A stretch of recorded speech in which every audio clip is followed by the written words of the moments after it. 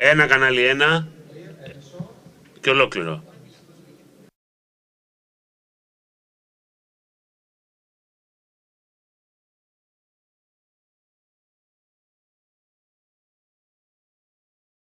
Ακούτε, 1, 2, 3, 1, 2, 3.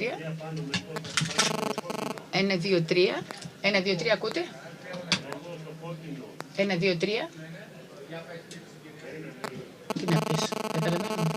Το κόκκινο, ναι. Το κόκκινο λαδάκι, το πάνω το 3. Τι θα πει. Θα πει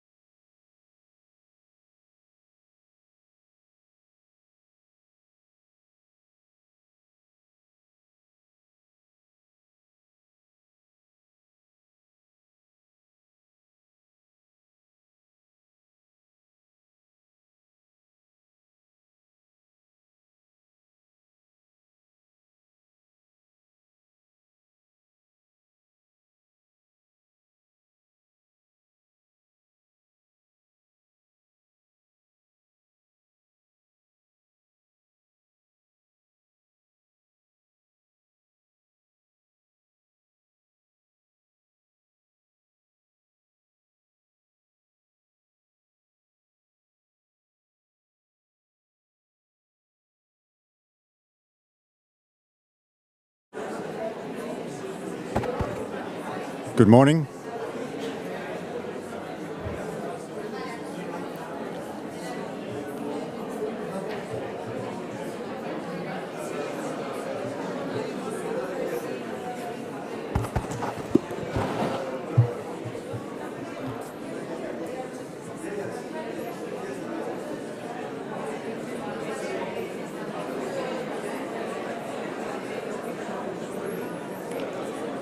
Kalimera, good morning.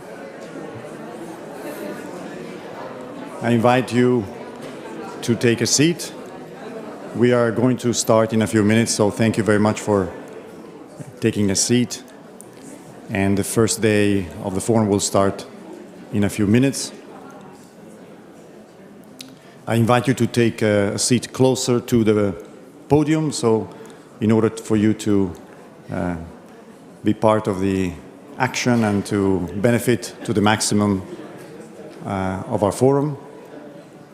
So please come closer to the stage so that we can have a nice interaction. So welcome to all of you. I'm going to give now the floor to our presenter of today's first day sessions, Ms. Elia Kumi, Director of the Typography Museum of Hania.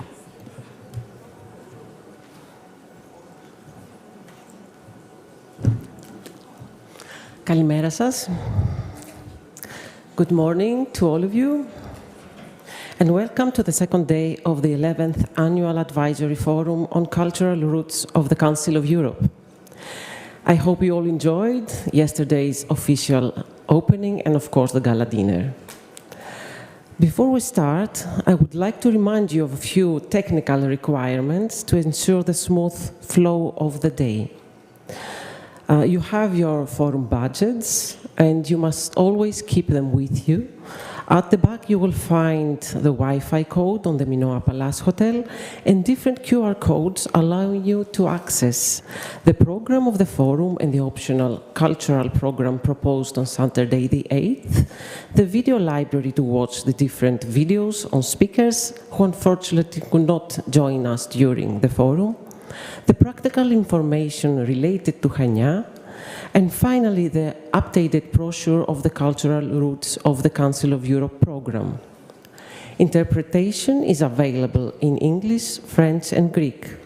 The channels for each language are displayed in the conference hall. You can keep your headset all day, but please remember to return them in the evening. The density of today's program means that it is very important for all speakers to strictly respect the time. When speakers are called to the stage for their panels, please remember to take your seats according to the name tags placed. PowerPoint presentations that have been sent to the Secretariat will be projected during the appropriate intervention. Speakers may move the slides using a remote control given to them by the Secretariat. And finally, if you need assistance in any way, do not hesitate to approach the Secretariat staff, which you can recognize by the blue color of their badge.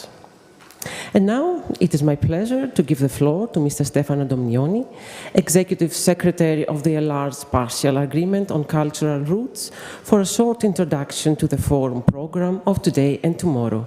Mr. Domnioni, you have the floor.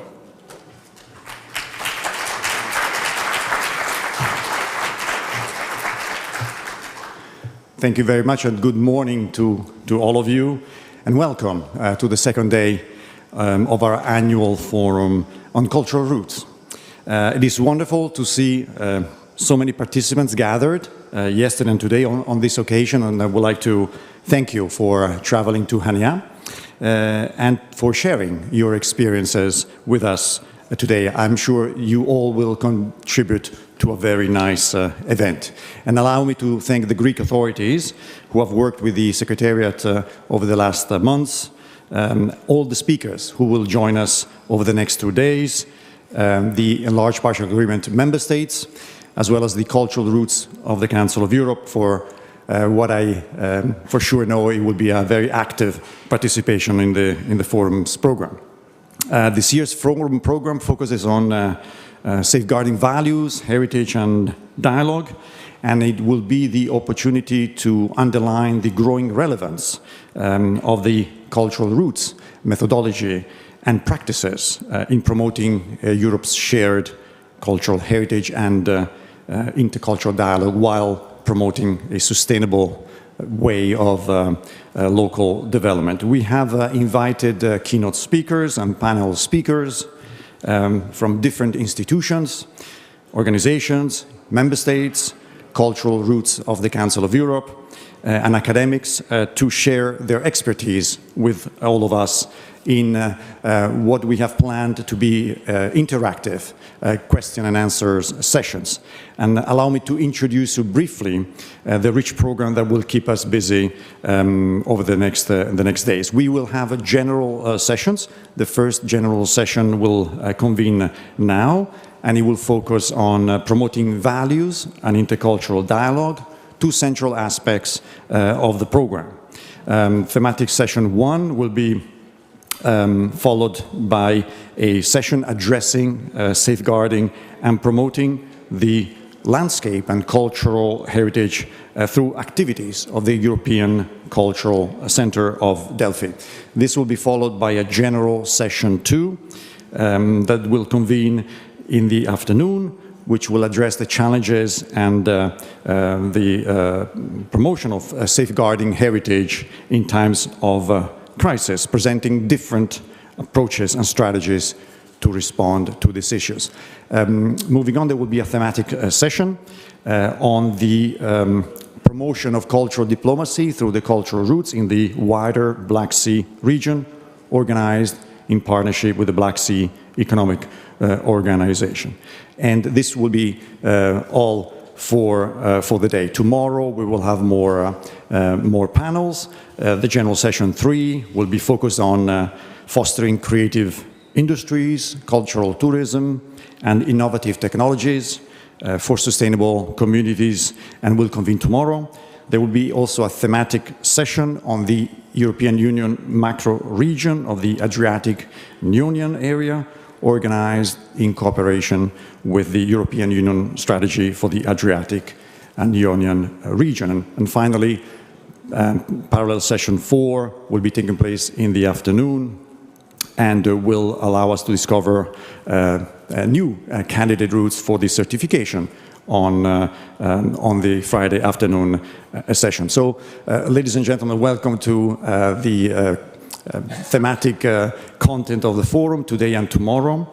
In a context as the one that we are all facing today, the forum will underline the importance of the fundamental values of the Council of Europe in order to promote a shared vision based on these values. So I thank you very much for your attention, and I wish all of you a very productive forum. Thank you very much.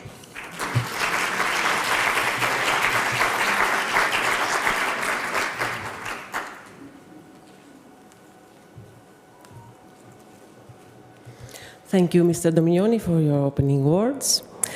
I would like to inform you that all general sessions and thematic sessions will take place in this conference room.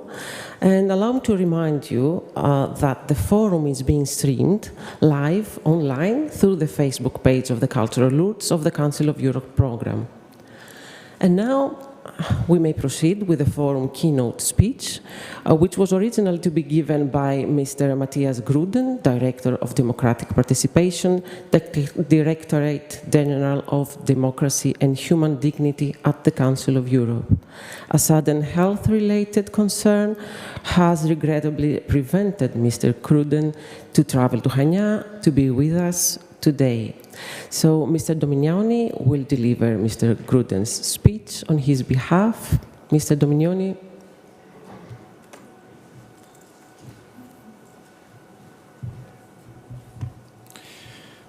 Ministers, Excellencies, distinguished guests and fellow speakers, dear forum participants, it is a great pleasure for me to address you in this beautiful city of Hainan on the 11th Annual Advisory Forum. The Council of Europe, the oldest pan-European international organization, has always been aware of the importance of a shared core of values to establish a common European legal space, building a European identity, thriving on the respect of human rights, democracy, and the rule of law.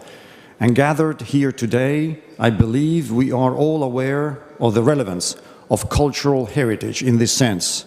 It unites our member states through our sense of common history and values that we all share.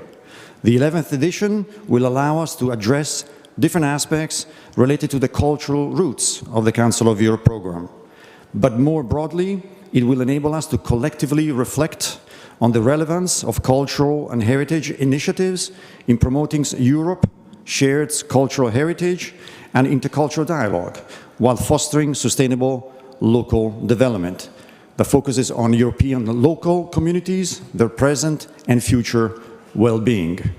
Since the foundation of the Council of Europe, the cultural dimension has been an essential component of its mandate in its various fields of action, from convention-based standard setting and monitoring mechanisms to cooperation activities across its 46 member states, reflecting the Council of Europe's commitment to encouraging member states to cooperate through cultural means. The European Cultural Convention attests the ambition to develop a better understanding between the citizens of Europe and the reciprocal appreciation of our cultural diversity. Since then, the Council of Europe has developed a wide range of conventions, guidelines and tools regarding cultural heritage and protection and promotion, acknowledging its fundamental role to enhance openness, mutual respect and dialogue. As recalled yesterday by the Deputy Secretary General of the Council of Europe, whether it is the European Convention on the Protection of Archaeological Heritage, the Convention for the Protection of Architectural Heritage, or more recently, the Council of Europe Convention on Offences Relating to Cultural Property, all these legal texts provide a favorable framework for cooperation between member states in the field of cultural heritage protection, enhancement and education at both national and European level. They all demonstrate the commitment of their signatories, ensuring transmission of the values enshrined in these legally binding documents for future generations of Europeans. Gradually, cultural heritage has become a key element in helping to address global challenges, and its accessibility has progressively evolved into an intrinsic aspect of Europeans' qualities of life. Access to cultural heritage is now perceived, and rightly so, as a vehicle for an open and diverse cultural space and a safe and sustainable environment as a basis of our democratic societies. The Council of Europe Convention on the Value of Cultural Heritage for Society, the Faro Convention, indeed advocates a broader vision of heritage and its relationship with communities and society, highlighting its significant role with regards to human rights, democracy, and social cohesion. It places the citizens at the heart of the process of identification, management, and sustainable use of heritage. By emphasizing its economic, social, and sustainable development, cultural heritage becomes a key issue for society as a whole. Consequently, the right to cultural heritage is then perceived as a right inherent to participation in cultural right. The European Landscape Convention also represents a significant step forward in the development of the notion of European heritage, recognizing that whether urban or rural, natural or human-made, landscape reflects our culture, values and identity. And since its introduction, the European Landscape Convention has been a tool with which state parties have been able to ensure the quality and diversity of their living environment. The progressive adaptation of the notion of cultural heritage and the increasing recognition of its role in the development of sustainable, peaceful and resilient societies is strongly reflected in the different conventions mentioned above.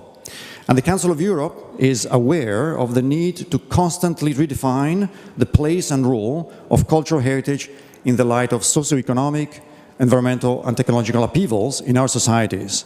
In response to these challenges, the ministers of the state parties of the European Cultural Convention declared in Namur already in 2015 the need to establish a strategy to promote a shared and inclusive approach to cultural heritage.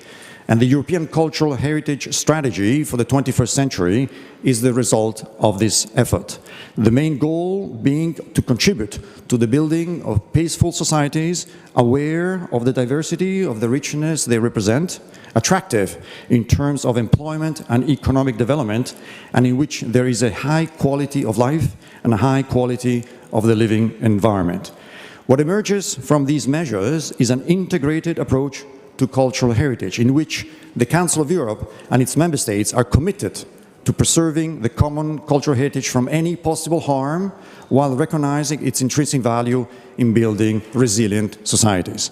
To put this common vision in practice, various initiatives have been implemented. I will mention only a few, which illustrate how the Council of Europe spreads its values on the ground while adapting to the current challenges. Firstly, a week ago, the European Heritage Days took place at local level in all Council of Europe member states, once again bringing European citizens together around our common cultural heritage and a rich program of cultural activities. Celebrated in Greece and throughout Europe, cultural heritage and its museums, historic buildings, cultural institutions become accessible, familiar, and they unify. These days allow to build stronger bonds between the citizens and their past. They help to create a climate of appreciation for the rich mosaic of European cultures, where citizens can further witness the richness and cultural diversity of our continent. Secondly, the digitalization of our society is affecting the cultural and heritage sector. Although it's difficult to predict creative and cultural trends in an era of rapid technological change, it is important to anticipate and act for the cultural sector to flourish in the context of human rights, democracy, and the rule of law. And various steps have been taken in this regard by the Council of Europe. We are, for example, working in the field of artificial intelligence, whose presence in our daily lives will be felt more and more, including in the cultural world. The recommendation on culture's contribution to strengthening the Internet as an emancipatory force, emphasizing the potential of digital culture and arts as a means of fostering digitally and democratically competent and creative citizens, is one example. Finally, the very successful program that brings us all together today. Since then, 1987, the cultural roots of the Council of Europe have contributed to the practice of multicultural European identity by encouraging European citizens to discover and sometimes rediscover different aspects of our diverse cultural heritage through a broader European narrative. Cultural roots have become a tangible reflection of multiple shared cultural identities, emphasizing the similarities between places and experiences while celebrating cultural diversity across our continent. They represent a very solid methodological and operational framework to protect and promote access to our common European heritage, and they provide tools to link heritage sites together through cultural and educational pan-European cooperation, artistic and creative promotion, mutual exchanges, and intercultural dialogue, therefore strengthening the democratic participation and democratic dimension of cultural heritage. But I would also especially like to underline their positive impact also in terms of sustainable territorial development and other challenges of our time. As the majority of our cultural roots cross rural areas, largely away from crowded touristic destinations, the program offers a valuable contribution to local and regional development based on authenticity and shared respect for the preservation of local and natural environment. And because the program reaches out to local SMEs and supports their contribution to the local economy, it promotes forms of tourism that enhance the cultural and social well-being of visitors and the economic well-being of residents. Dear forum participants, this year's edition of the forum looks very promising, and I'm sure that discussions will shed light on the way forward to continue to promoting our wonderful European heritage in the context of shared history and values throughout our cultural roots. I wish all of you an excellent 11th Annual Advisory Forum. Signed, Matthias Gruden, Director of Directorate of Democratic Participation and Human Dignity. Thank you very much.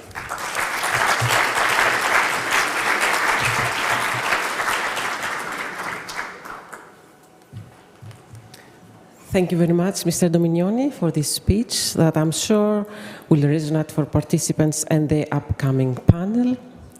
So I'm pleased to call to the stage Mr. Konstantinos Filis, Director of Research at the Institute of International Relations of Pandion University, Greece, that will be moderating the General Session 1 on promoting European values and intercultural dialogue.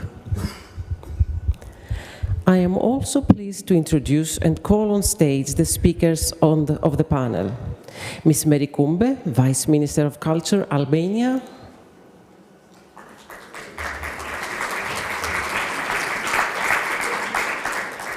Ms. Olimpia Anastasopoulou, Secretary General for Tourism Policy and Development, Ministry of Tourism, Greece.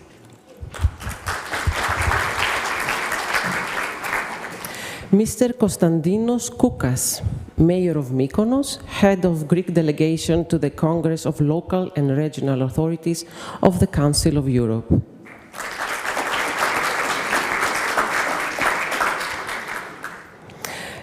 Mr. Julien Villemierre, Chair of the IPA Governing Board.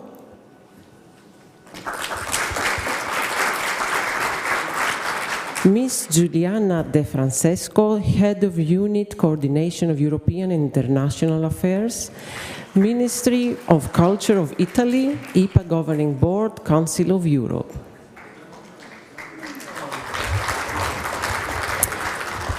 Ms. Laura Maria González Dopeso Portela, Head of Quality and European Projects, Tourism of Galicia, Santiago de Compostela, Pilgrim Routes, Cultural Route of the Council of Europe. Ms. Cecilia Bandano, Communications Manager, Liberation Route Europe, Cultural Route of the Council of Europe. I am now pleased to call on stage the keynote speaker, Ambassador Jean-Claude Kugener, President, European Institute of Cultural Roots. We have an impressive speakers panel I'm sure that you will enjoy. Mr. Kugener, I give you the floor. Thank you very much. Mrs. Minister, Excellencies, distinguished guests, and dear friends of the cultural roots. I'm delighted to be in Chania today on the occasion of this 11th annual forum. It is my great pleasure to represent the European Institute of Cultural Roots based in Luxembourg, having been elected exactly a year ago. Cultural heritage is, in all its different forms, one of Europe's most precious assets. The Council of Europe has very quickly understood the relevance of its role in the process of European unity, the defense of human rights, democracy, and the rule of law. Over the past decades, it has thus developed an extraordinary expertise in that field, actively encouraging the awareness and appreciation of the cultural identity and diversity of Europe. One of its most innovative initiatives in this regard was the launch of the Cultural Roots of the Council of Europe program in 1987. The founding text of the program is the well-known Santiago de Compostela Declaration, adopted by the Council of Europe on the occasion of the certification of the Santiago de Compostela Pilgrim Route, which was exactly 35 years ago. This declaration defines the objectives of the program, inviting young Europeans to travel along these routes in order to build a society founded on tolerance, respect of others, freedom, and solidarity. Over the decades, cultural routes have served as grassroots tools for the implementation on the ground of the principles and the values expressed in many Council of Europe conventions. They clearly demonstrate the concept of living heritage, encouraging and in promoting active participation, engagement, and access to culture for all our citizens, in coherence with the European Cultural Convention and the Florence and Faro Conventions. In that spirit, the Cultural Roots program represents a tool for raising awareness of the cultural dialogue and the methodology to follow in cross-border cultural cooperation, highlighting the importance of similarities between places in the four corners of Europe and beyond. Values such as pluralism, tolerance, and open-mindedness are of high relevance in today's societies, both for the travelers eager to learn more about the heritage, traditions, and culture of the destinations visited, and for the host communities through the encounters with visitors who value their unique cultures and traditions, building their sense of identity within a larger European identity. I am particularly happy that 48 cultural routes encourage our citizens to re-explore their heritage and invite travelers all over the world to discover the richness of our European heritage. The cultural routes have truly become ambassadors of fundamental European values, highlighting multiple shared cultural identities, offering emblematic spaces, fostering intercultural dialogue, mutual understanding, transnational cooperation and sustainable development. And the current situation on our continent underlines more than ever how important these objectives are. The sustainability and growth of the programme relies on the joint effort of the two essential pillars for this implementation: the enlarged partial agreement on cultural routes and the European Institute of Cultural Routes.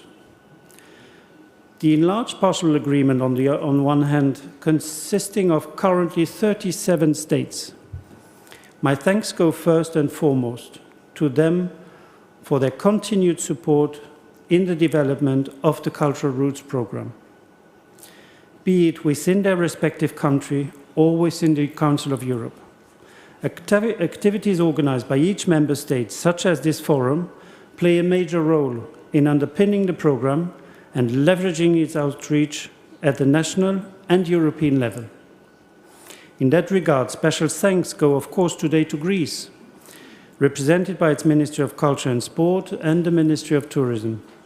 Same as Luxembourg, Greece has been engaged strongly and firmly in the programme since even before the creation of the EPA, and is part today of impressive 16 cultural routes. On the other hand, there's the European Institute of Cultural Routes. With the long-standing support of the Luxembourg Ministry of Culture, the Institute today not only hosts the headquarters of the EPA, it is also the technical implementation agency of the programme.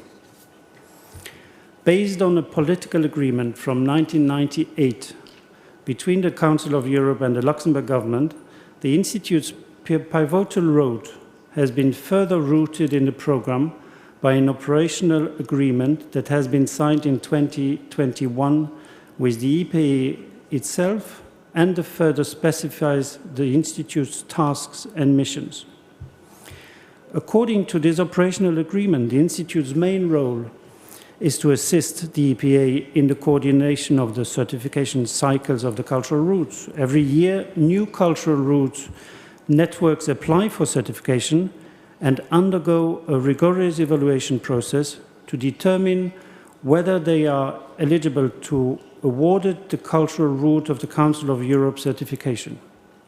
At the same time, already certified cultural routes are subject to a regular triennial evaluation to assess whether they meet the certification criteria.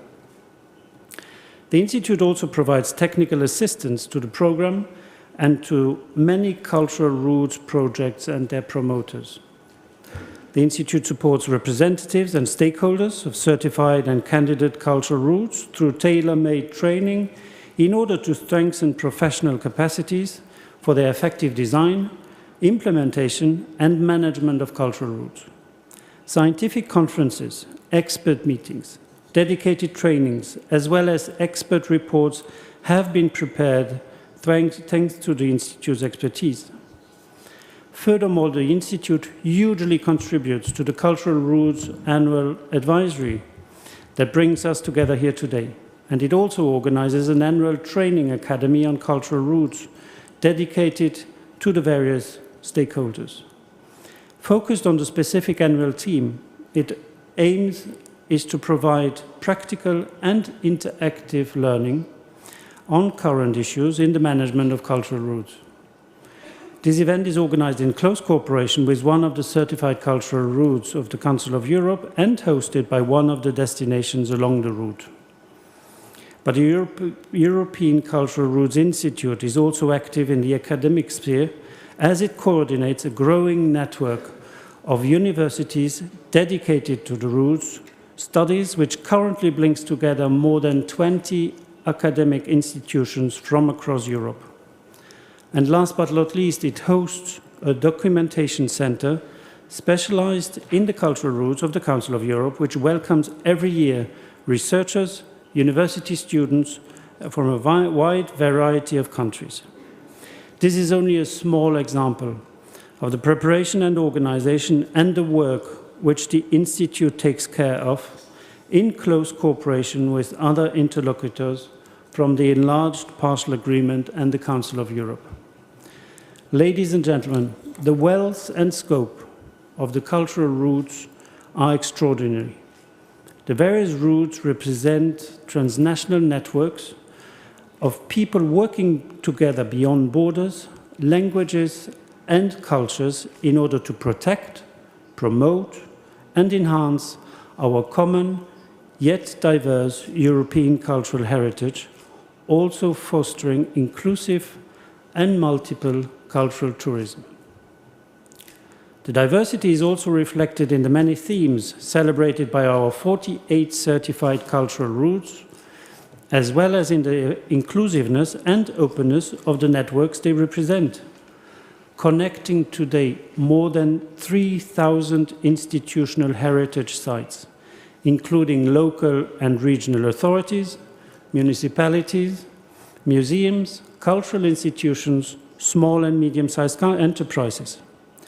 The cultural roots of the Council of Europe program indeed builds bridges between heritage sites in Europe and beyond, while strengthening their links with local and national authorities, offering a supportive framework to preserving our extraordinary heritage. The program is therefore an excellent vehicle for promoting the appreciation and respect for our cultural diversity and underlining each Council of Europe member states' contribution to the promotion, protection, and preservation of our common cultural heritage. Whereas all these elements are key to the success of the visionary program, it is even more important to underline that the cultural roots act as a powerful platform for cultural cooperation and intercultural dialogue, especially as it is welcomed the accession of non-member states of the Council of Europe.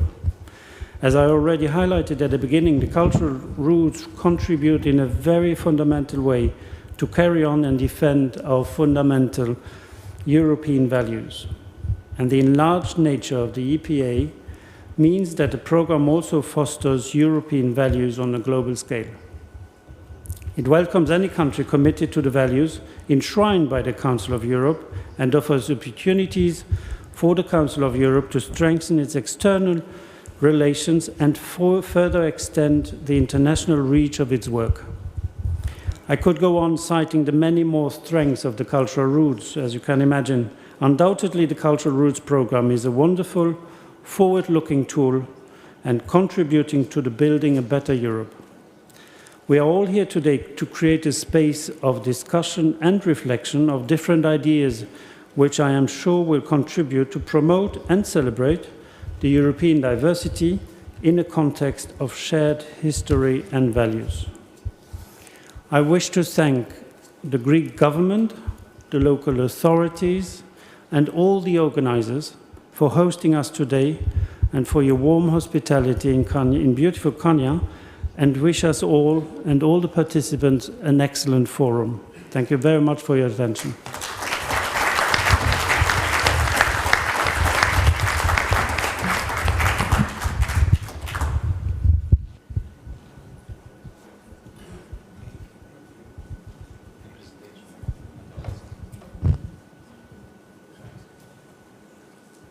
Thank you, Ambassador. Let me very briefly introduce myself. I'm Professor Konstantinos Filis, and I will be moderating two panels with fascinating speakers, I have to admit, and I would like to thank the organizers for providing me with such opportunity. We have to stick with time, please. I will be very strict on that. We are already running a bit late. So please don't exceed the 5-minute time that you have for your initial interventions. It's, I mean, the conference taking place in a time where the environment, the international environment is fluid and unstable following the war in Ukraine. And of course, what is at stake and really challenging for all of us is how to promote and safeguard European values, especially when in such fluid atmosphere, people feel threatened and they tend sometimes to compromise on their values because of that very fact. The more dangerous the environment is, the more we tend to compromise on our values, and that is why it is really a challenge and of course a target for all of us to make sure that we will retain our values, we will further promote them and cement them. So with no further ado, I would like to start by giving the floor to Ms. Meri Koumbe, who is the Vice Minister of Culture of Albania. And I would like to ask her,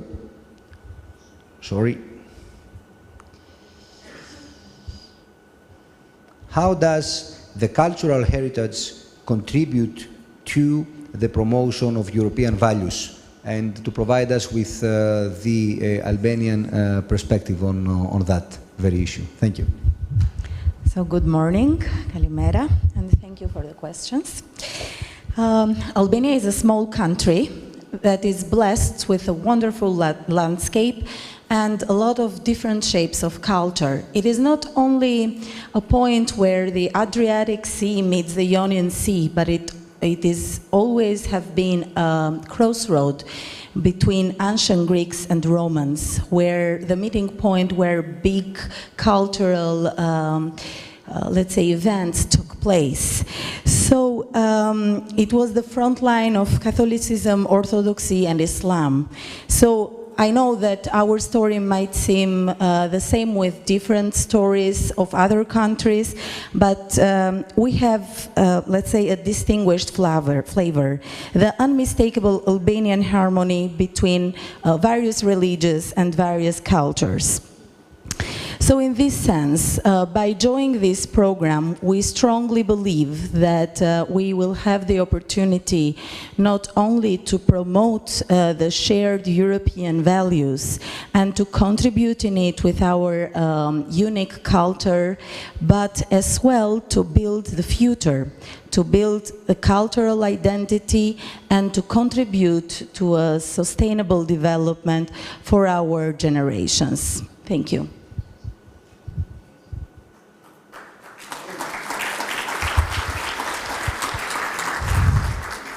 Well done. I only wish that the rest of the speakers follow your paradigm. Thank you very much for your initial comments. And then I will turn to Ms. Olympia Anastasopoulou, who is the Secretary General for Tourism Policy and Development at the Ministry of Tourism in Greece. I suspect that we will switch into Greek. Yes, I suppose so. Which if you means want that to speak in English, it's the same for me, but yeah, no, I was told I will answer in Greek. Okay, we will switch into Greek, so you have automatic translation, both in French and in English. Since we are in Greece, please we have to speak use in it. Greek. So my first question is, πώς μπορεί... How can the Greek state promote the European values through tourism?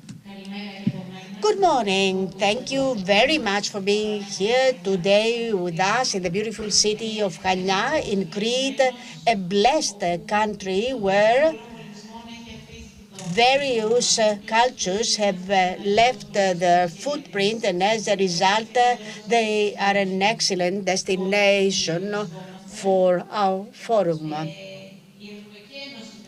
The European Union, a member of which is Greece, recognizes culture as a part of an experience and as an international destination. The European Commission supports the various sectors of the tourism which have major possibilities of growth. Europe is an immense museum. It has an enormous cultural heritage with historic cities, archaeological sites, industrial sites, music and gastronomy. Cultural tourism, a specific form of tourism where the Greek state and the Ministry of Tourism invests a lot, represents 40% of European tourism. 4 out of 10 tourism or travelers choose the destination on the basis of the cultural offers, and the European Union and our country promotes a balanced approach between the need to enhance development and sustainability, the preservation of local traditions and sites. The European cultural sites are transnational routes which help the travelers discover what surrounds them. A common study between the Commission and the Council of Europe has shown that the cultural routes have enormous possibilities for small and medium enterprises, intercultural dialogue and promotion of the image and the values of Europe in general.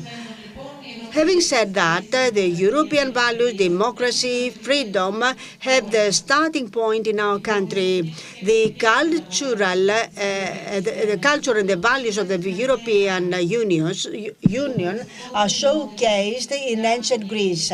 Through the cultural tourism, the Greek state asks the travelers to look for their roots, the roots of the European civilization in Greece, the cradle of civilization. Discover your identity by visiting Greece is a message we would like to convey. Discover your identity, discover your roots by visiting Greece. Thank you very much.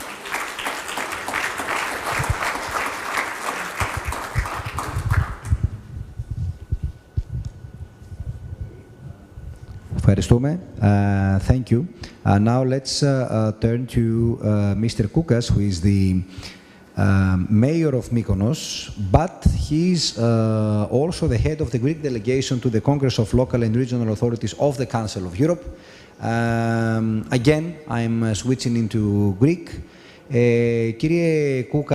Koukas, we learned that Mykonos participated in a forum in Dubai and organized a cultural forum entitled, or rather about Delos Island. Please tell me a bit more about it. Thank you. Καλημέρα σε όλους, κύριε Υπουργέ, κυρία Γενική Γραμματέα, κύριε Πρέσβη. To all of you, Ambassador, ladies and gentlemen, thank you very much for your invitation to participate in today's forum here in Crete. Yes, you're quite right that the city of Mykonos participated in the Expo Dubai at the end of February. We organized a very interesting event bearing the title Universal Quality of Life through Apollo's birthplace in Delos. First of all, let me say that the island of Delos, which is very close to Mykonos, was a cradle of civilization, the birthplace of Apollo and Artemis, of two deities you all know.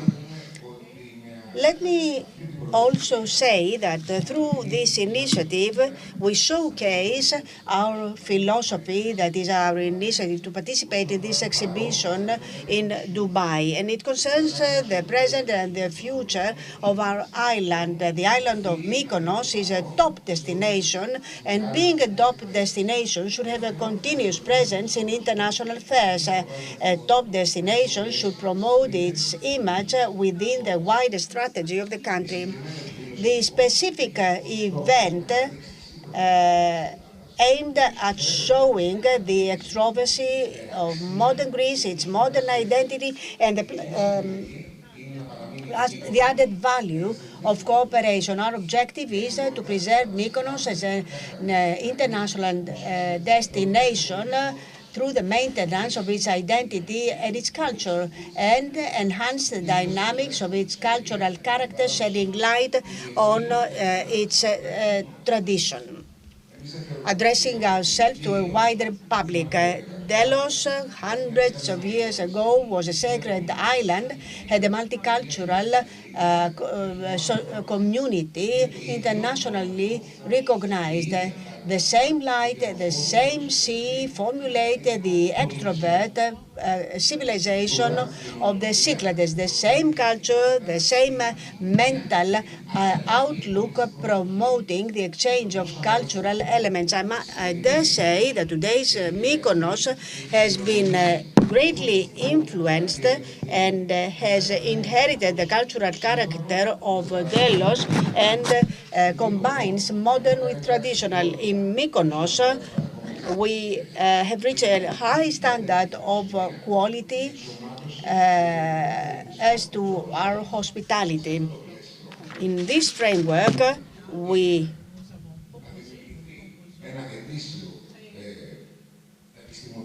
propose the promotion of a scientific forum that will be inspired by light. We'll talk about sustainable development for the island and tourism. We might suggest a cultural route. This is something that we are seriously considering. We might propose a cultural route starting from the island of Delos. It makes part of the World Heritage of UNESCO. Since Delos is at the center of the Cyclades, Cycladens means a circle around Delos. So our proposal is a new cultural route around light. Light is life.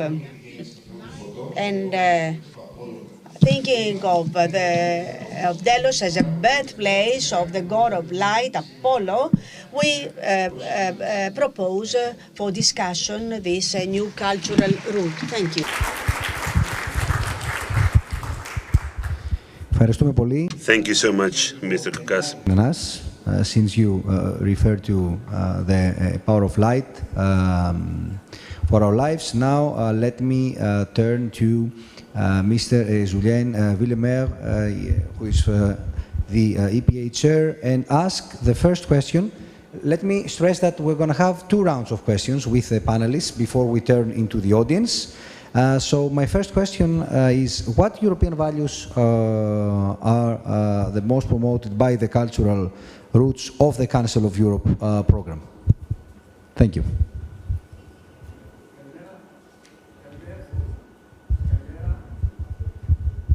I think it's working now. Kalimera, good morning, bonjour. Pour favoriser la diversité culturelle, qui est aussi une diversité linguistique, to have a linguistic diversity, I will speak in French. I will speak on behalf of the board, the governing board of the EPA, which is responsible to certify the different routes and recertify them. One of the main points are the issues of routes. There are 48 routes that have been already certified. There are 48 items in this program. Along with that, we're conveying a message vis-à-vis the values that are being promoted by the overall program. I will not give you any statistics right now, but a main point of these 48 routes which have in common to have at the heart the acknowledgement of culture in all its aspects, that is, heritage, tangible and intangible, diversity as a point being at the center of our efforts in order to achieve an exchange of views and values. Of course, we also need to facilitate understanding amongst people. Perhaps a European value that should be reminded is what we've just said, reminded by the 48 roots. There are some families, some groups of roots separated in different roots to evaluate cultural diversity or religious one or linguistic diversity. There is a series of roots for pilgrims, for instance. We're talking about religious heritage, which is an expression of openness and dialogue, which are of paramount importance for Europe. There are other roots based on historic movements in eras that were historic for Europe. Moreover, when it comes to human rights and different freedoms, we do have the Libération group, which reminds us how important freedom is, and other roots that do remind us to what extent the freedom of expression and creativity are of utmost importance, related to architects, related to artists, and this kind of expression. And the last point, allow me, that seems to me important, we have roots that do stress the sustainable development for a city, of a territory. In Chania, we're able to see how important that is. Last but not least, taken as an example, the 3 different routes that were certified this year, they are quite innovative because different topics do express values. First, the European fairy tale route, and this reminds the freedom of these members belonging to these roots of fairy tales, because fairy tales do remind us the values of education and training. Second route, historic cafes that do have a dimension of heritage, but also they are places of cultural dialogues, agoras at the local level. We do remember that throughout the COVID era, we really missed hanging out at the coffee shops. It is a very simple value, but substantial one, which is being reminded by this route. And last but not least, women writers route, dedicated to women writers, of course. This is linked to equality between genders. Equality that is being stressed is very important. It is a value highlighted by the Council of Europe. It is a European value. And if we can observe what's going on in other routes, the ones that are related to historic personalities, mainly male personalities, emperors, musicians, architects, they were all male. Through this route, we see how the issue of equality is a substantial one through the routes. So we can see that having these examples and stressing what you are saying, what you are conveying as a common message, we have a mosaic of 48 items, different dots, which we can bring along together to promote European values. Thank you. Thank you very much. Now it's the turn Thank you. for Ms. Giuliana De Francesco, the head of unit at the Coordination of European and International Affairs of the Ministry of Culture of Italy. So the first question I would like to raise is, given that we live in a period of war, change and instability, where, as we said during the introduction of our panel, our core European values are being challenged by domestic and external forces, and given the role and the focus of your organization, what do you see as the main challenges and opportunities in the efforts to promote and safeguard our common values in the coming years? Good morning. Thank you very much. First of all, I would like to thank the organizers, the Greek Authority, the European Institute of Cultural Roots, for this fantastic forum. To come straight to your question, we are going through a very critical moment in European history, European and world history. A war broke out within the Council of Europe former membership, with a former member state attacking another member state. It is developing for almost 8 months. And even the unspeakable, the nuclear weapons are being mentioned right now. And this crisis could not only overwhelm European values, but even jeopardize the survival of communities. But about this, we can just, with Pope Francis, hope and plead that the war machine stops. Other challenges that are crucial for the future of our civilizations are overshadowed by the pandemic first, and now by this terrible war. And I would like to focus on climate change in this session. This is a particularly serious challenge whose growing effects are increasingly endangering our living environment, meaning culture, cultural heritage, and landscape are at risk. The climate emergency jeopardizes the participation of people in cultural rights, in cultural life. It gives rise to conflicts and migrations, interfering with the democratic health of societies. And ultimately, as the UN Special Rapporteur in the field of cultural rights highlighted, even human rights have little meaning without a livable environment in which they can be enjoyed.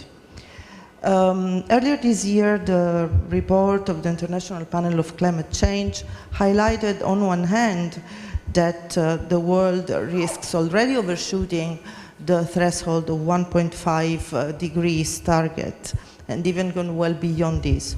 But also that there is hope, because there is increasing evidence of climate action, and the average annual rate of growth in global emissions has slowed down in the last decade. Nobody can face this challenge on their own, not even the strongest states. So we need cooperation and dialogue, and this is also about the cultural roots. We need each other's resources and knowledge. There is an urgent need for action because the next few years will be critical. Action cannot be limited to regulations and policies. The human behavior is central to the problem and is central to its solution.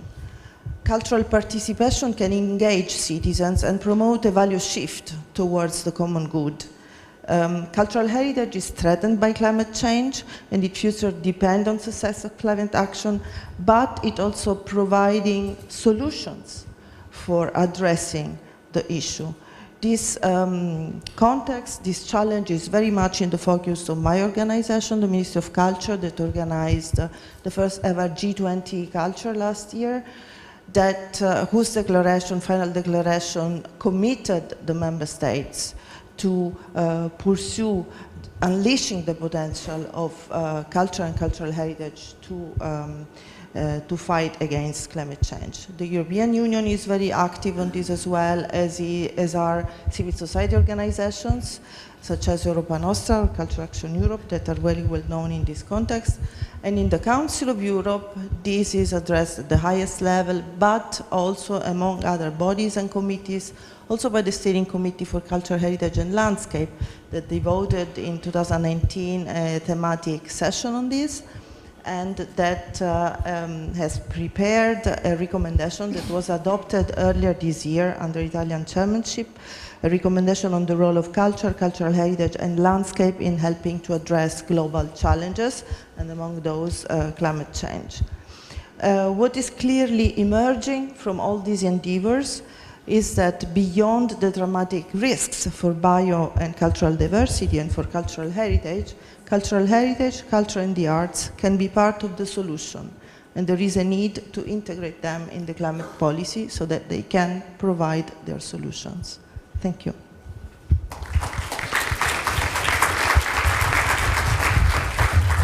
Thank you. And of course, let me remind us all that cultural heritage in other places outside Europe has been threatened by terrorist organizations as well. What happened in Syria with the monuments that were destroyed by terrorists and terrorist organizations. So there are so many challenges and dangers at the same time. Now, Laura Maria Gonzalez Dopeso Portela, who is the head of Quality and European Projects, Tourism of Galicia, Santiago de Compostela, the Pilgrim Routes, has the floor, and the question I would like to address is, the first question is, which are the European values that we can identify in the Camino de Santiago? Hello, thank you, Konstantinos. I'm here representing not only Galicia, but also the Federation of St. James Way, that is the cultural root of the Institute. So I would like to mention some of the values that we can find along St. James Way. First of all, the value of friendship, that we have proofs that we can find it in German pilgrims in late Middle Ages. Nowadays, pilgrims make acquaintance on the road, and afterwards we can see all these reunions and hugs when they arrive to Plaza de Obradoiro among people that were completely strangers when they started the pilgrimage. Linked to this harmony, we have the value of trust and the feeling of security towards people that walk with you. Besides, there is the feeling of esteem and care to these colleagues. The sensation of liberty given by the Camino is a value highly estimated by pilgrims. It was also in the Middle Ages when they walked in a sacred land protected by kings, warriors, monks, and also neighbors. But this feeling, we can find it also today. The natural inclination of the human being to help his neighbors is a value also stimulated by the way. So kindness, therefore, is a common practice, especially among the colleagues en route. The pilgrim is responsible and respectful, and many times they try to be an example for the others. So honor, that could seem such an old-fashioned value, has also presence in the way. Directly linked to the experiences of pilgrimage is also the value of fraternity, an harmonious gathering and good understanding among pilgrims that share a common goal. There's reach Santiago. One of the most significant signs of identity of the way, since its very origin, is hospitality, an universal value originally linked to Christian charity, but now in the 21st century is more related to the value of solidarity. This warm welcome that the pilgrims has in Santiago is, as I said, a powerful value. The other side of solidarity is the feeling of gratitude that all the pilgrims shows to their huts along the way. Sharing without imposing generates the value of tolerance, essential for the culture of peace and harmony, respecting the different ways of thinking. Being tolerant and solidarity, all people around the Camino develop the value of empathy, the capacity implemented in order to understand the feelings, needs, and concerns of their companions en route. This empathy leads also to compassion, the understanding of the other's problems. Respect, the value of respect towards the others, to their opinions, beliefs, needs, are common within the route, but also around it. You can find respect in the hostels, restaurants, all the meeting points where pilgrims used to gather. It's a universal value that recognizes the values of the other, their objectives, common and mutual. I mean, sharing water, food, information, problems is part of the respect, friendship, and fraternal feeling. Last but not least, one of the most important values fostered by the way is peace, a universal value promoted for the coexistence, tolerance, solidarity, mutual knowledge, and respect. Thank you so much.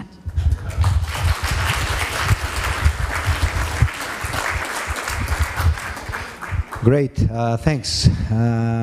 Now, let's turn to Ms. Cecilia Badano, the Communication Manager of the Liberation Route Europe, of the Cultural Route of Council of Europe. And the first question is, what is the Liberation Route Europe, and what is its mission? Good morning, everyone, and thank you, Professor Phyllis. So, the Liberation Route Europe is a certified cultural route of the Council of Europe since 2019. The route connects hundreds of sites and stories linked to the transmission of the memory of the Second World War along the path taken by the Allied forces at the end of the Second World War. The project was born as a regional initiative in the Netherlands in 2008 and then developed to become an international network. The Liberation Route Europe, as it's known today, was then launched in 2014 in Normandy, which you can imagine is a very symbolic place for the Second World War history. And today, the route connects many cultural institutions across Europe, such as museums, cemeteries, memorials, to mark the end of the conflict and the liberation from Nazi occupation. In 2021, so last year, right before summer, the network evolved one more time because when we launched the Liberation Route Europe hiking trails, so the cultural route became a tangible part of the European landscape, which allowed the public to experience the routes and its members in a new and sustainable way by hiking, walking, and cycling. The trail system has been developed with our members and with hiking associations across Europe and links the main regions along the Allied forces advance. Besides the long trail system that stretches from London to Berlin, we are also working on the development of different trails in Italy, for example, in southern France, but we are also in contact with our members in Poland, Greece, Czech Republic, because we want to expand the network of the Liberation Route and its presence in those countries as well. Over the past few months, we have also been working on the development of regional and local routes because we wanted to offer the hikers the possibility to have itineraries that can be walked during one day or over a weekend, and that allowed them to explore specific episodes related to the Second World War. To give you some examples, recently we have developed together with the region Limburg team route about the liberation of this Dutch province. And for example, if you find yourself in Belgium, in the area around Bastogne, in Ardennes, you will also find a very nice team route that links the sites, many memorial sites, battlefields, all related to the Battle of the Bulge. The route can be found on our website, so liberationroute.com, and it can also be found on a mobile app that we launched before the summer because we wanted to make the itineraries and all the historical content easy accessible to a larger audience, especially the younger ones. Something else that I think it's interesting to notice about the Liberation Route is that we have been working together with the renewed architect Daniel Libeskind to create a family of trail markers called Vectors of Memory, which are placed in specific remembrance sites in different European countries.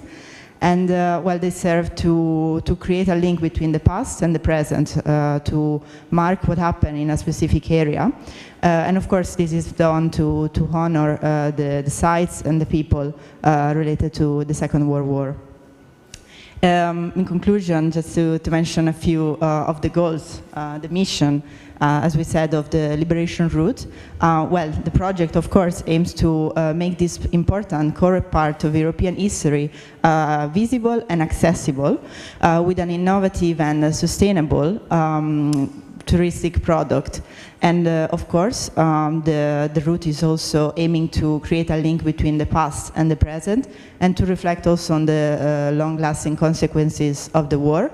And we do so, and which we think is very important and connects very well with the theme of the panel about the values and about the international values dialogue. We do so having an international and also a multi-perspective approach. Great. Well, my first conclusion is that the obvious that I have a very disciplined panel, and I'm really glad about that. I'm sure the organizers as well. So let us surprise them positively and continue on the same pace and direction in the second round of questions, so that we end up close to the initial planned time. I will start again with the Minister, Ms. Koumbe, the Vice Minister of Culture of Albania, and my second question is, what can be done to promote intercultural dialogue today? Thank you for the question. Actually, a lot of things can be done, and we are working. We are very new in the cultural route, and it is an honor for us. Apart that this route, we strongly believe that this route will create the space for more and more cross-border dialogue, and not only. This year, we gave birth actually to a new program that exactly came to promote the intercultural dialogue. Due to our 110 years of our independency, that is this year, we choose to turn Albania into a big cultural stage. We gave life to the initiative of International Cultural Weeks, and we invited 20 countries, European and not, neighbor countries and far countries to join us, bringing their culture, their cultural heritage and different shapes. But our main goal was that under the umbrella of culture to bring together businessmen's dialogue through businesses and diplomatic dialogue. We strongly believe that this program will create exactly these routes, not only geographical routes to visit and beauty to share and human values to share, but as well because we are living in a world of technology, so there are no boundaries there and we are all close. So we aim exactly to increase this dialogue through different ways of approach. Thank you. Thank you.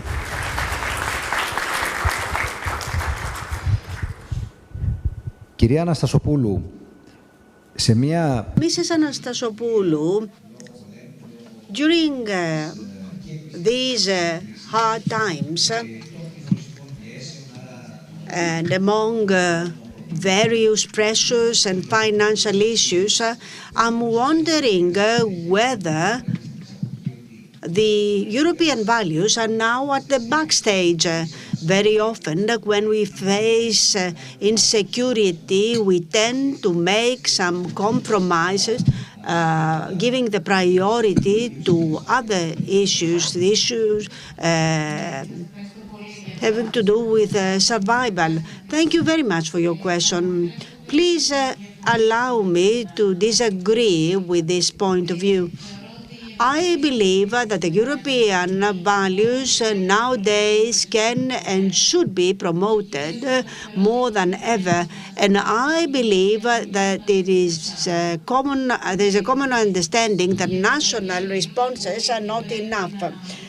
The European solidarity should prevail. Here we are participating in a forum on cultural roots, and I believe it is very clear that culture and tourism that go hand in hand can bring us together and enabling us to promote the values that you mentioned.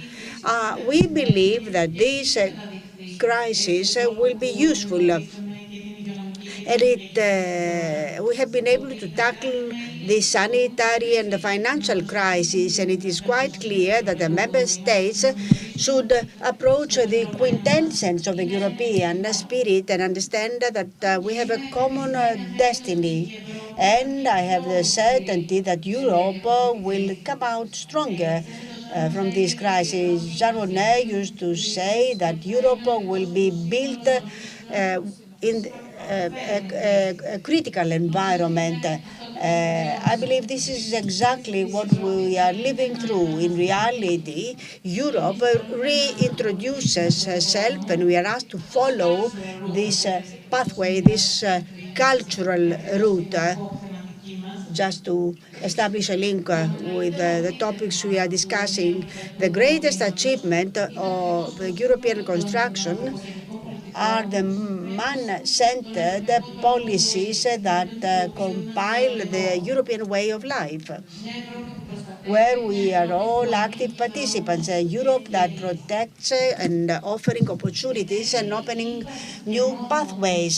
The very existence of the European Union is a major achievement of the post-war period, a unique example of transnational cooperation where the members on a voluntary basis concede their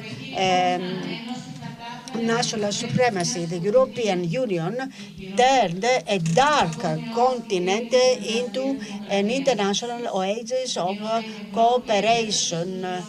The United Europe has enabled its people to establish new relations, to overcome dependence from nationalisms and wars of the past.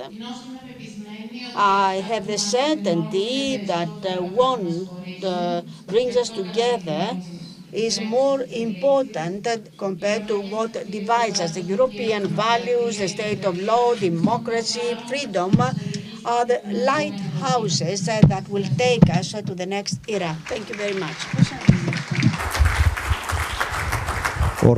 Ορθά επισημάνατε, κυρία Αναστασοπούλου. So you very correctly pointed out, and that is something that we should remind future generations and young generations, that the European acquis, the European construction, has been constructed within a very difficult period of time. And we must remember that. We must remember the achievements of Europe over the past 70 years.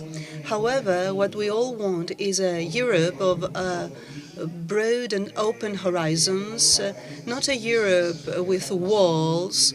And the things that unite us are always more than the things that divide us. This is a motto with which we all agree. But there are certainly many steps that need to be taken in the future. We need a vision, we need a plan, and Europe needs to inspire its peoples once again in order to fight against some movements that question not only the European Union, but the very values of the European Union. And this is the most important thing that we need to keep from your beautiful intervention. Now, let me go back to the mayor of Mykonos for the second question, which is the following. To what extent tradition is something that needs to repeat itself or to modernize itself? And to what extent does this issue is present in the future and in the present and in the future of Mykonos? Thank you very much for the question. Tradition comprises a sum of behaviors in economy, politics, culture, and our daily life. It is clear, therefore, and completely logical that such behaviors change and adapt on the basis of every different situation and conjuncture. And this usually takes place gradually. So in every type and style of life and in every local society, there are certain standards and fixed characteristics that shape the values on the basis of which every society is constructed. Our society, the society of Mykonos, is defined by a rich history, by a unique landscape, by light and by the sea. And all such elements create a huge, create rather the framework within which all changes materialize, also due to the way life changes today. For example, the architectural structure of Mykonos, the free spaces, access to the beaches, the organized construction, they are all characteristics of the society of Mykonos. The attraction of international tourism doesn't really simply lie in beaches and restaurants and hotels or entertainment. It's also about culture. It's about the little streets of our islands and the trip to Vilos. So we aim at creating an international forum which will be a platform of exchange about culture, science, and mainly the light, because it is the light that underlies our philosophy. Our vision, Mr. Philis, is to combine a maximum growth with sustainability and the respect for our cultural identity and the environment. We want to find strength in tradition. We want to make tradition topical and live and adapt it to the modern reality. And we want to give to the future generations an even more extrovert Mykonos, an even more dynamic Mykonos. And I would also like to talk about cultural roots.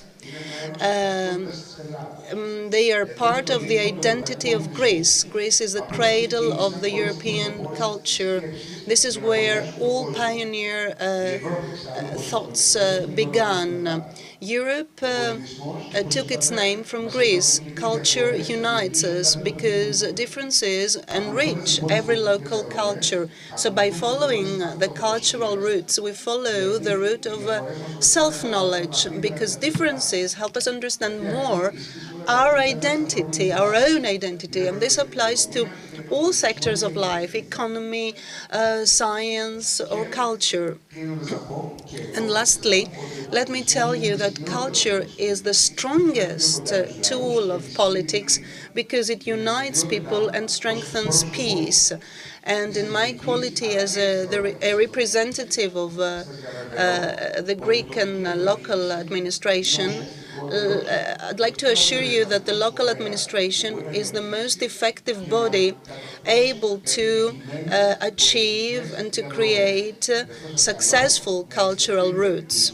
And this is why I invite you to trust the municipalities, the regions, and the people of the local authorities. Thank you very much. Thank you, Mayor of Mykonos. Now, I suspect that you will reply in French as well. I will raise it in English, though. How do cultural roots implement European values in their functioning? Merci pour votre question. En fait, je vous propose de plonger. Thank you very much for the question. I'd like to talk about the mechanism of cultural roots to begin with. When we talk about values, when we talk about the operation, for example, of cultural roots, there are many different elements. There are the networks, for example, and the networks are assessed. And the Council wants the networks to show how they operate, what are the criteria to have access to the network. This is a technical matter. Behind this, however, there are other things. The values of democracy, of equal treatment, of participation, and they have to be guaranteed through the functioning of the networks. And I need to thank the organizations that are being represented here today. So there is a lot of democracy in the way access is conducted. There are 3 states, for example, and then maybe more. And then you have to make partners from different countries cooperate. And they represent municipalities, communities, or cultural organizations, and they all together need to create something that is appropriate, that is convincing, and that guarantees a certain level of financial, of economic sustainability. And then we talk about new ways of governing and participation of citizens. And when we talk about such things, we feel that this is theoretical, but the 48 networks show that citizens indeed participate. And one of the messages I would like to convey is that, okay, you have your own way to function. It is important to cooperate and to exchange. And it is important to know how to deal with very specific challenges and how we can together find solutions. And there are new forms of local synergies and exchanges between local communities. And this is what shapes, what creates a European citizen. And then decentralization. A federal model, a decentralized model, is the most appropriate model, I would say. And how can we, through cultural roots, strengthen our governing system in general, our governance system in general? We must have the European citizens more actively engaged in our projects, and in my mind, this is directly linked with inspiration. To what extent we manage to inspire them instead of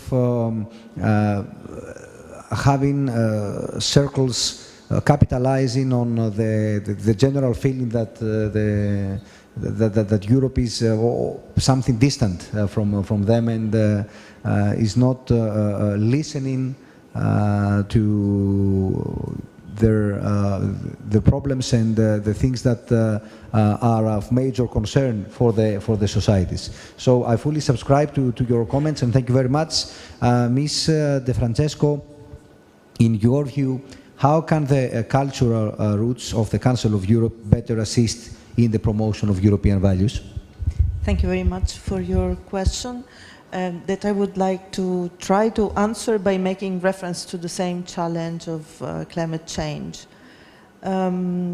Privileging authentic experiences over consumption, pursuing better products rather than more products, taking active care of the health of people and the well-being of communities are an integral part of the value shift towards the common good that we need if we are to address successfully the climate crisis. But these concepts are very familiar, and I would even say embedded in the cultural roots communities.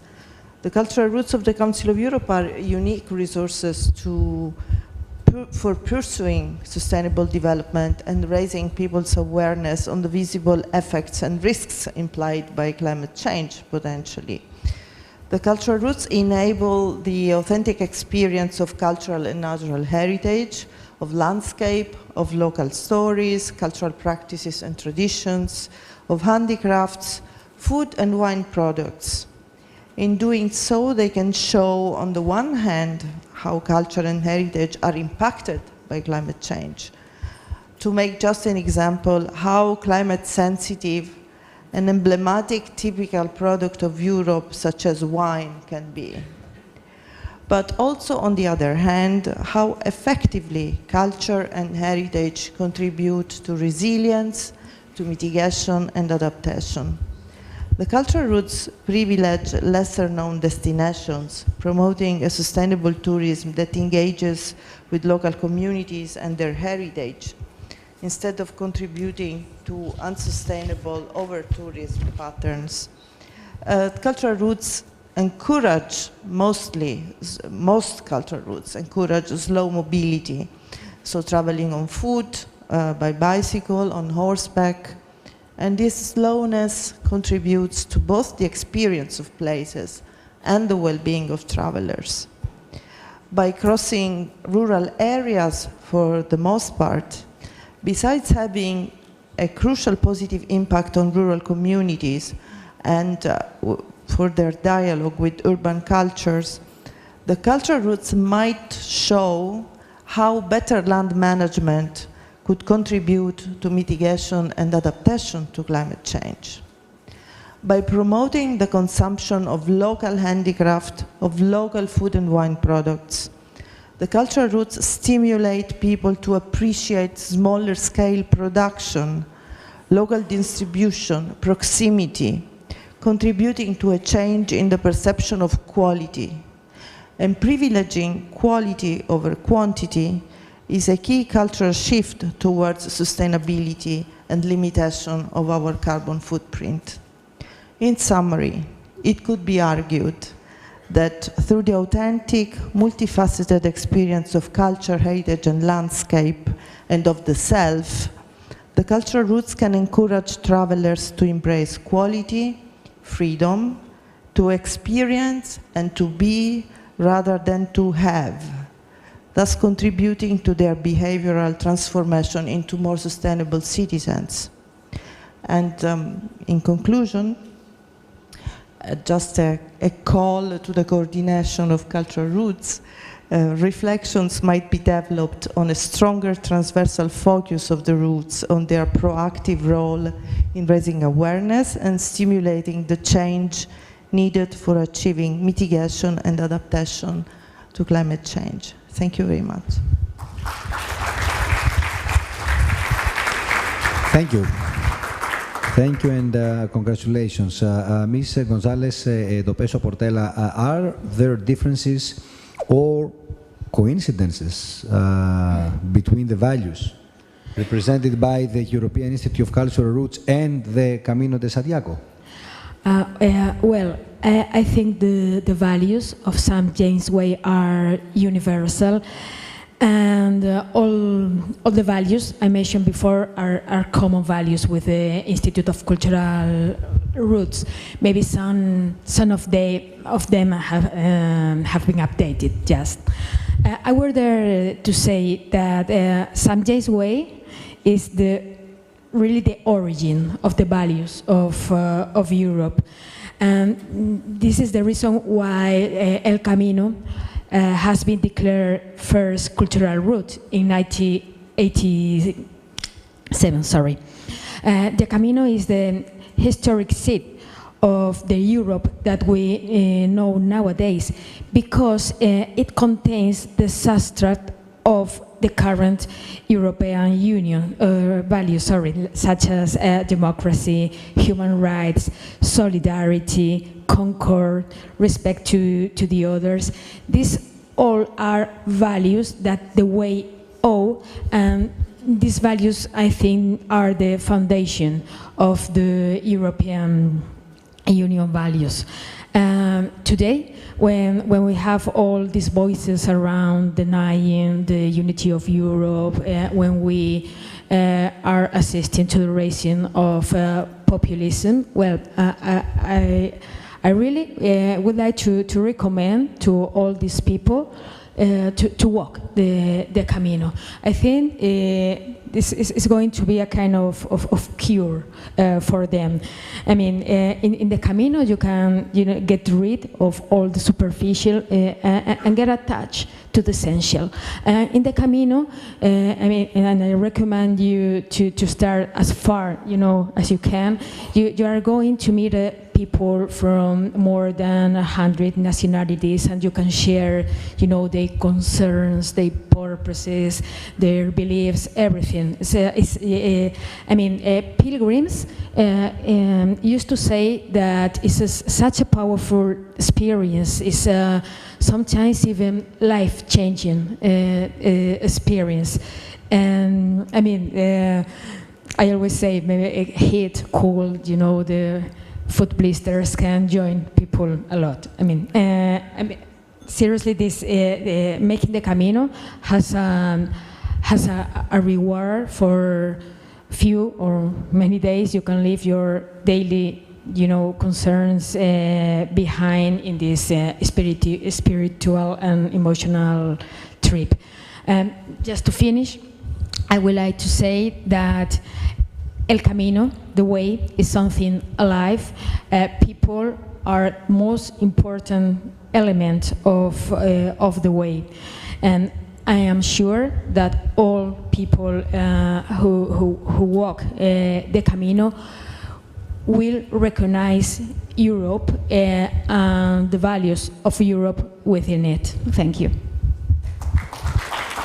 Great. So the message is walk El Camino to eradicate populism, among other things, that will heal our souls. So the last question is raised to Ms. Badano, and is whether the liberation, or actually how does the Liberation Route Europe's work link to the promotion of European values? Thank you. Well, I think that the work of the Liberation Route and its members link to the promotion of European values in different ways. First of all, by creating a link between the past and the present, this cultural route intends to raise awareness about the importance of very crucial European values such as democracy, peace, reconciliation, and non-discrimination. These are all values that have been regained through the reconciliation processes that started with the end of the Second World War, and also are values, as we mentioned before, that are once again today under threat. Just think about the Russian invasion of Ukraine, or also the rise of far-right parties across Europe. But it's not just this link between the past and the present that promotes these values, because also the multinational approach that the Liberation Route has towards history and cultural heritage, it's really meant to educate and to promote to the public multinational, multi-perspective and mutual understanding of the conflict, its consequences, and in general the people's experiences. Presenting World War II history through a multi-perspective lens, it's very important for the Liberation Route. It's one of the key missions, actually, of this cultural route. And of course, it aims to promote these European values like reconciliation, peace, and preventing conflicts. In addition, we've mentioned before other values and rights.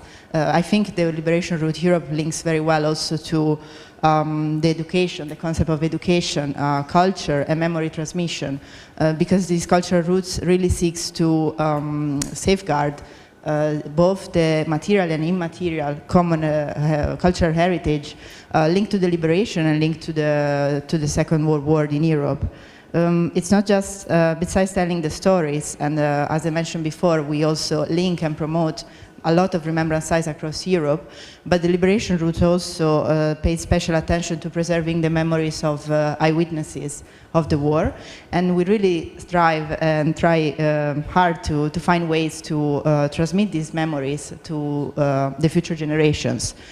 Which you can understand, it's something that is becoming more and more important, because there are not so many World War II eyewitnesses left around the world, and the ones that are left, of course, are getting old, are old actually already, and they're not always allowed to travel.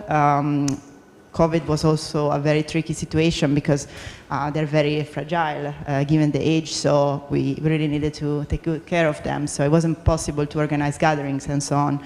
So this is very important for us. It's becoming our mission more and more to find new ways to transmit this memory to the future generations, to bring on their memories. And then in conclusion, I also would like to make a reflection and propose a reflection on the nature of the Liberation Route network, which I believe is also the nature of many other cultural routes, if not all of them, the cultural routes of the Council of Europe. The Liberation Route Europe network intends to be a platform for dialogue, where European cultural institutions can come together, understand each other, and create connections. And we think that in a way this embodies the core value and the underlying core of Europe, which is not just about its markets and competition laws and common policies, but also and foremost about a sense and a desire for connection. This is a clear example of this desire for connection.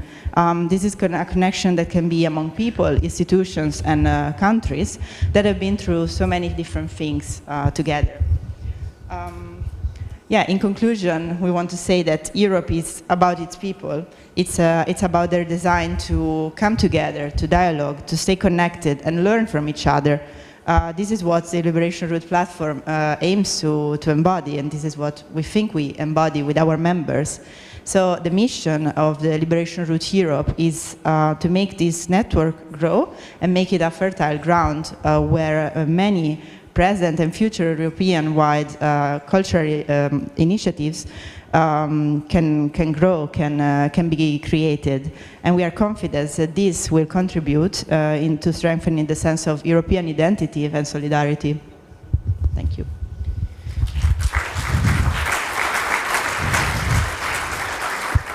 Well done, thank you, and congratulations for the admirable work of your institutions, organizations, ministries, countries, to the local authorities, of course, of Mykonos.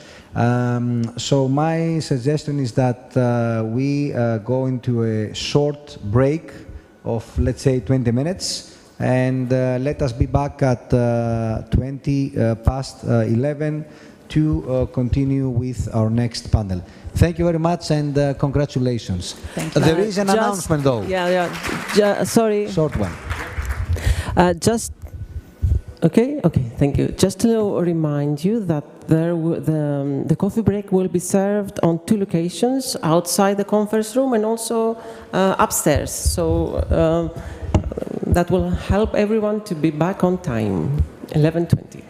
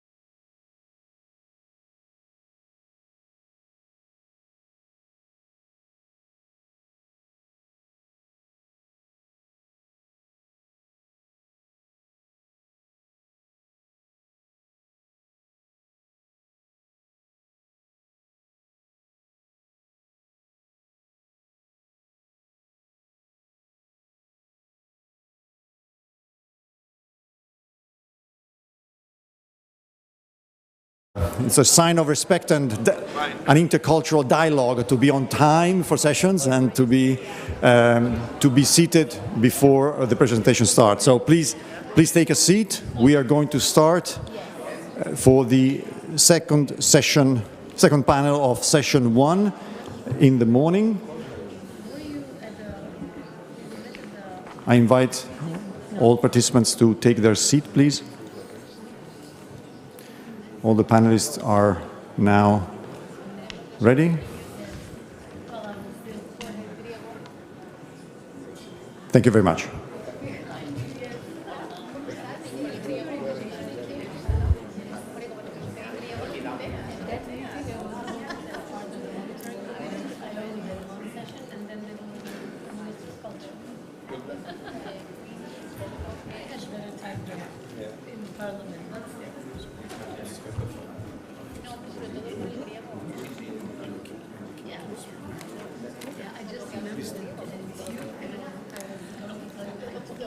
Welcome back. Everyone, please take your seats. I'm pleased to call on the stage, while they're already on stage waiting for everyone, the second panel of session 1 on promoting intercultural dialogue. Ms. Bisera Konstantinovska Stoichevska, Minister of Culture, North Macedonia. Mr. Konstantinos Evstathiou, Cyprus, Chairman of the Subcommittee on Culture, Diversity and Heritage of the Parliamentary Assembly of the Council of Europe. Professor Anna Stavrakopoulou, Center of Hellenic Studies in Greece, Harvard University, Greece, and Associate Professor, Aristotle University of Thessaloniki. Ms. Melina Daskalakis, President of the City of Athens Reception and Solidarity Center, Greece. Mr. Sergio Ortega Munoz, Head of European Programs Service, Ministry of Culture and Sports of Spain, IPA Governing Board Council of Europe.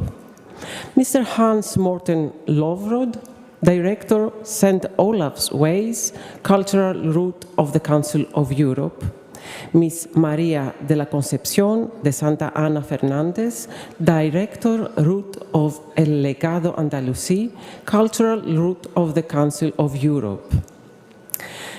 And I am now pleased to call on stage the keynote speaker, Ambassador Fakhreddin Ismailov, Chair of the Rapporteur Group on Education, Culture, Sport, Youth and Environment of the Committee of Ministers of the Council of Europe. Ambassador Ismailov, the floor is yours.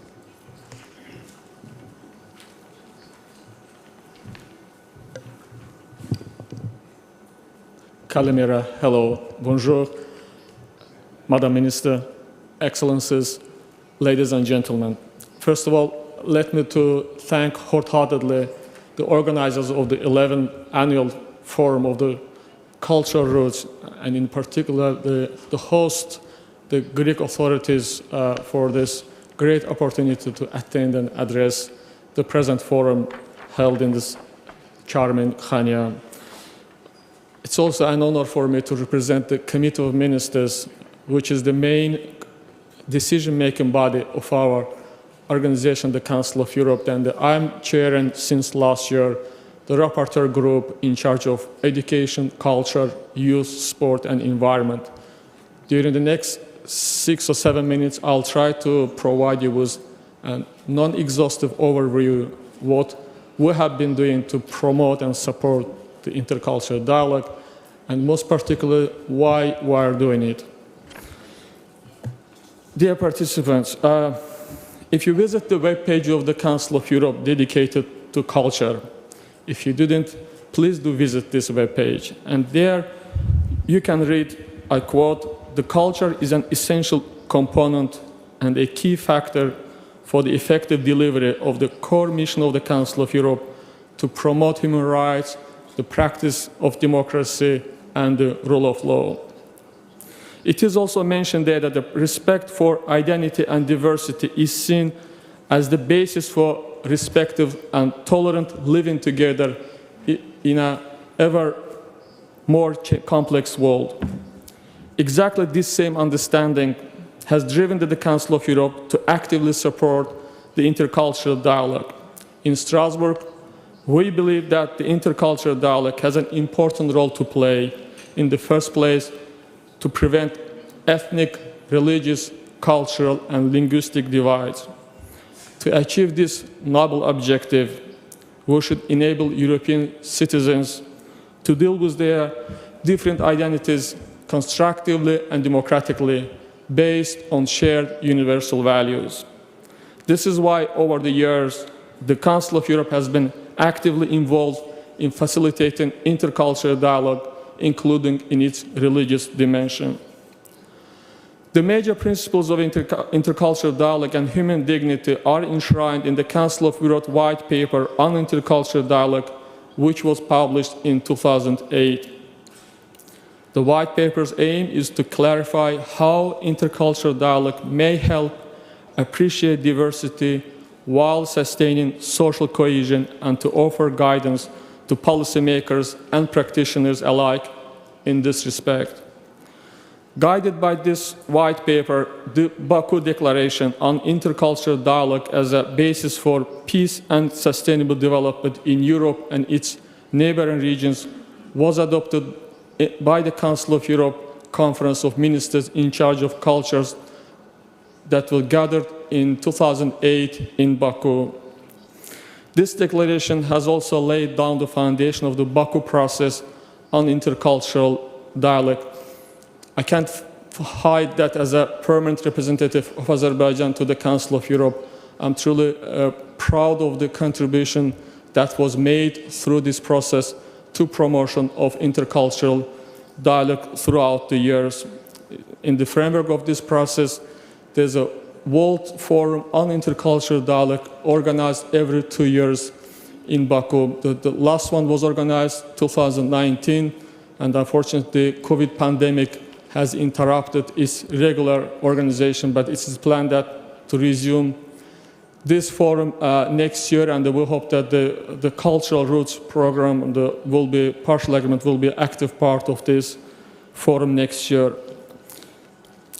Dear forum participants, an important dimension of the intercultural dialogue is obviously the interreligious dialogue, and in this regard, from 2008 to 2017, the Committee of Ministers held annual exchanges on this topic. In doing so, the prime objective was to promote and strengthen the fundamental Council of Europe values for mutual respect and awareness, tolerance and mutual understanding within European societies. These issues were more topical than ever in a conference on interreligious dialogue on religion and peace, religion and human rights, organized earlier this year in Strasbourg under the auspices of the Italian presidency of the Committee of Ministers.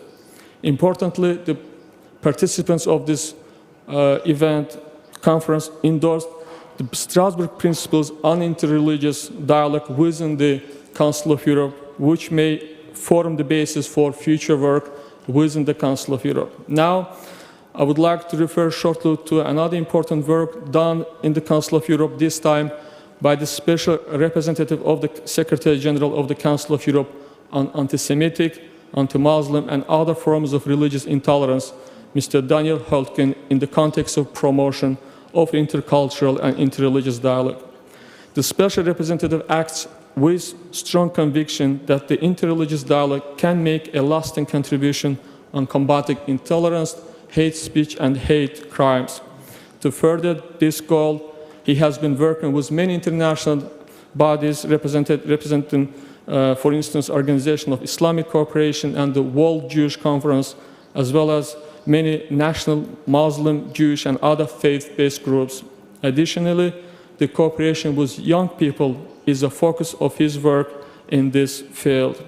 As my final point, I would like to underline the cultural roots that play an important role in the strategic aim of promoting intercultural dialogue by reinforcing cultural cooperation with a particular focus on themes of symbolic importance for the European unity, history, culture, and values.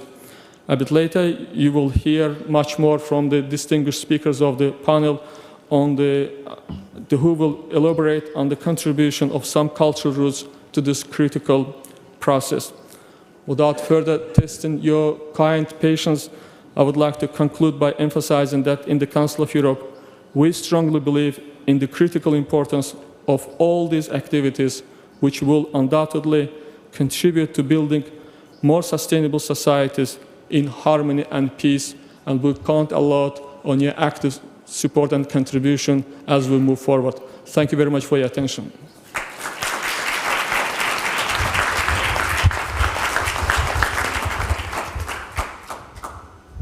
Thank you, Ambassador, for your input.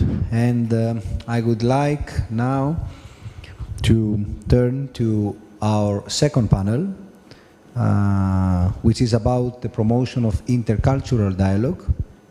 After having discussed about the values, now we turn into the dialogue dimension, which is of course precious and of crucial importance as well. I have to warn my co-panelists that we have almost an hour ahead, not more than an hour. Sorry for being that strict, sorry for playing the role of the bad guy, but since there is no break up until lunch, we have to kind of accelerate, and thank you for your understanding. So I will start with the Minister of Culture of North Macedonia, whom I would like to welcome, Ms. Bisera Konstantinovska Solichevska. I hope I pronounced it quite well. And my first question is, given that we have that we are living in unstable environment, as we were mentioning and stressing before, and of course our values are being challenged by both domestic and external forces. What can we do to safeguard our values and to promote intercultural dialogue? Thank you very much. I would first start by saying that intercultural dialogue is a necessity that encourages reflection on our differences as a powerful instrument in the fight against prejudices, as a shorter path to peaceful coexistence, equal opportunities, respect for the right people to have different opinion from ours, education and upbringing for empathy towards everyone, for a simpler and better life for everyone. Macedonian society, in its effort to define itself as multicultural and its approach to the concept of multiculturalism as the existence and support for the existence of several different cultural or ethnic groups within the society, without them developing and building appropriate connections led to another reason for divisions. While invoking the rights of, first of all, ethnic groups, a kind of parallelism occurred. It showed that the society is moving in the direction of supporting and building two different contexts in which permanent mutual connections are not established. Thus, the idea of practicing multiculturalism turned into the practice of ethnoculturalism. This is why it is very important for us that we detect our weaknesses, and by direct interaction of cultures we want to achieve a deeper background cooperation and mutual knowledge that leads to achieving greater respect. We believe in the affirmation and development of mutual understanding and support of cultural diversity in a society in which the cultures of all communities, based on a developed intercultural dialogue, strongly cooperate, mutually complement and enrich one another. Approaching the cultural roots of the Council of Europe and bearing in mind the integrative nature of interculturalism, I really believe that we also will strengthen the basic European values, respecting equality and equity, freedom and progress, and ensuring equal opportunities for everyone. Turning to our national strategy for culture, I want to point out that differences should be incentive for building an intercultural society in which dialogue should be nurtured. Intercultural relations imply deep respect and understanding for all cultures. Intercultural communication means the exchange of ideas, programs, and cultural norms, creating bonds that cannot easily be broken. In an intercultural society, no one remains unchanged, because people from different cultures learn one from another. Changing them also means changing the country for the better. So, interculture should not be seen as a substitute for multiculturalism, but as a new higher level of cultural interaction. Interculturality is not a substitute for the ethnic, it's not assimilation, it is the building of a new consciousness that suits the 21st century. It is the best builder of connecting roads, such as the Friendship Highway connects with our neighbor, the Republic of Greece. Thank you. Thank you, Minister. Now it's Mr. Konstantinos Evstathiou, the Chairman of the Subcommittee on Culture, Diversity and Heritage of the Parliamentary Assembly of the Council of Europe. We will switch into Greek. Οπότε η ερώτησή μου, κύριε... My question, Mr. Evstathiou, is the following. Whether the Parliamentary Assembly of the Council of Europe attaches importance and to what extent to the cultural roots. Thank you very much for your question. Well, naturally, I need to start by expressing my great joy for being here in Chania today to participate in this wonderful meeting and in this wonderful debate.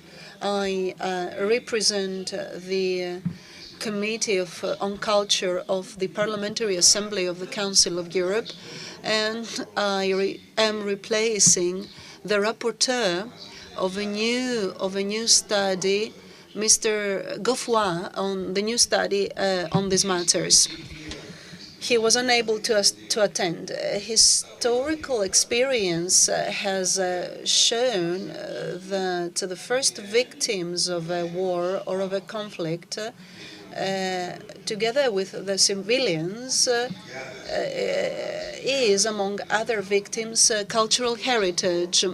The thousands of treasures, cultural treasures that have been stolen, looted actually, from Europe since the Second World War, but also due to the Russian invasion in Ukraine, they show the fragility of cultural heritage, this common good that we human beings have had in our lives since the very beginning of our lives. So indeed, we need to attach major importance to cultural heritage, especially in periods of wars and conflicts, to avoid losing this common good, this achievement, this acquis that we have as Europeans, as civilians, as citizens, as human beings. So yeah, of course, we do attach great importance to cultural heritage and the cultural roots. In 1995, under the initiative of a colleague from Bosnia-Herzegovina, we conducted a study and a debate on ways to respond, to recover in a way after a crisis, to recover certain items and certain things to the state they were before the destruction brought about by the war, by the conflict. And we realized that the cultural roots, the way they are being described today, constitute an excellent way to achieve that, because we all need to get to know each other. You know, if you go back to the French Revolution and to the World Declaration on Human Rights, there is something that is a beacon for us. Well, ignorance, oblivion, and of human rights are the only sources of evil in our world. So we fight against ignorance through knowledge, and there can be no knowledge without understanding and without respect for each other. So through the cultural roots, yes, we do get to know each other better, and we realize that we're not enemies, or that the others are not aliens or extraterrestrials, that we are all children of this planet, of the Earth, and we need to help each other. Yes, this is our belief. This is the position of the Parliamentary Assembly of the Council of Europe. This is our objective. This is what we're trying to achieve, and we're trying to preempt the evil. And I will have the opportunity to talk more about that later. Thank you. Thank you very much, sir. Πράγματι, ο σεβασμός της πολιτιστικής κληρονομιάς είναι ένδειξη πολιτισμού, θα έλεγα, από τον κάθε ένα από εμάς.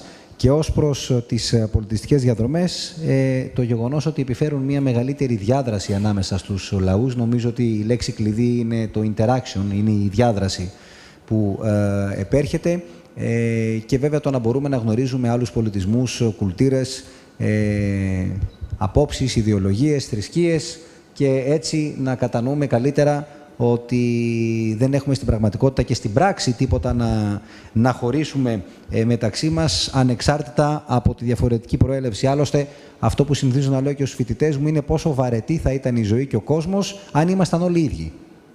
Θα ήταν πραγματικά εξαιρετικά βαρετή η ζωή. Λοιπόν, now, again, we switch into English, then this time... Περνάμε.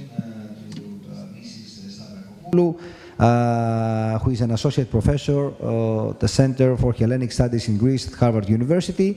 So, what is the Harvard Center for Hellenic Studies in Greece?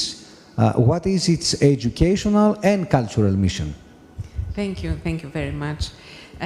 I have to tell you that I have been really fascinated by all the cultural routes I heard and learned about during this Congress. But our institution is connected to education, and more specifically to education through travel and culture. So, and we have another difference with everybody else. It's an American-related institution, but I'll explain more. In the summer of 2002, Harvard University broadened the horizons of its summer school instruction by offering the first 3 programs outside its campus in Cambridge, Massachusetts, in the United States. So all 3 programs, the first ever, were in Europe, in Abruzzo, in Munich, and in Olympia, Greece. And the deep roots, ROOTS, of the CHS in Greece, the Center for Hellenic Studies in Greece, are connected to this Harvard summer program in Greece, one of the oldest and most successful ones at this point. It's 20 years ago that we started. Now, the initial activities of the center was established in 2008.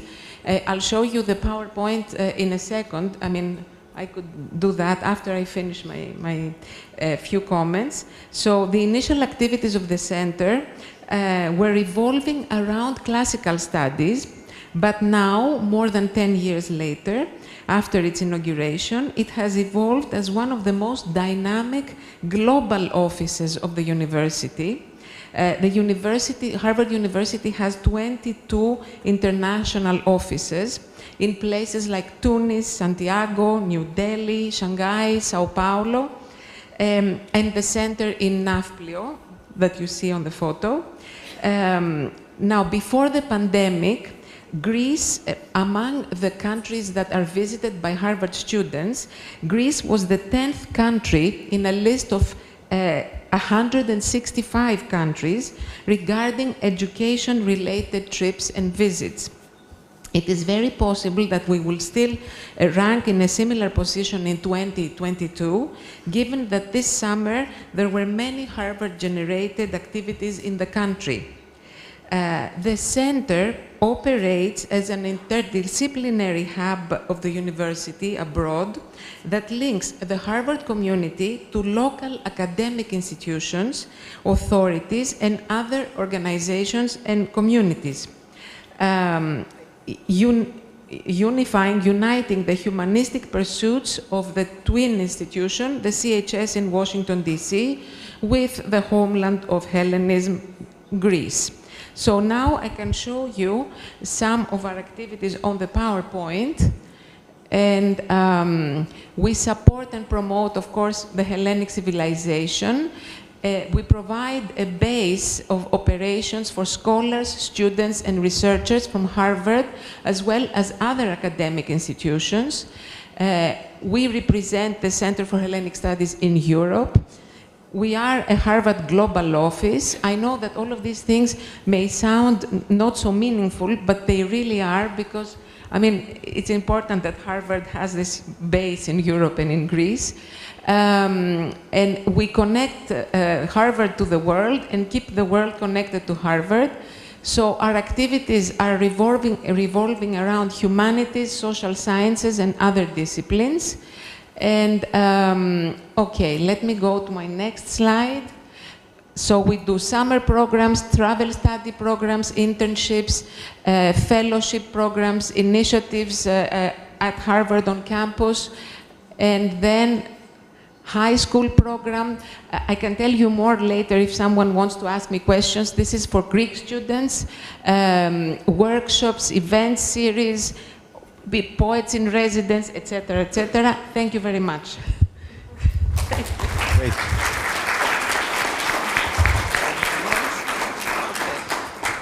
Thank you. Now, Ms. Daskalakis, let me find the question that I'm going to raise to you. The President of the City of Athens Reception and Solidarity Center. The question will be raised in English, but still she will respond in Greek. So, how does Athens, as a point of reference for cultural heritage, wish to be perceived or reflects on its cultural heritage in the contemporary world? Thank you for the question. Good morning to everyone. Thank you for inviting me here. Let me continue in Greek, just because I think I reflect better in Greek. Η Αθήνα, όπως...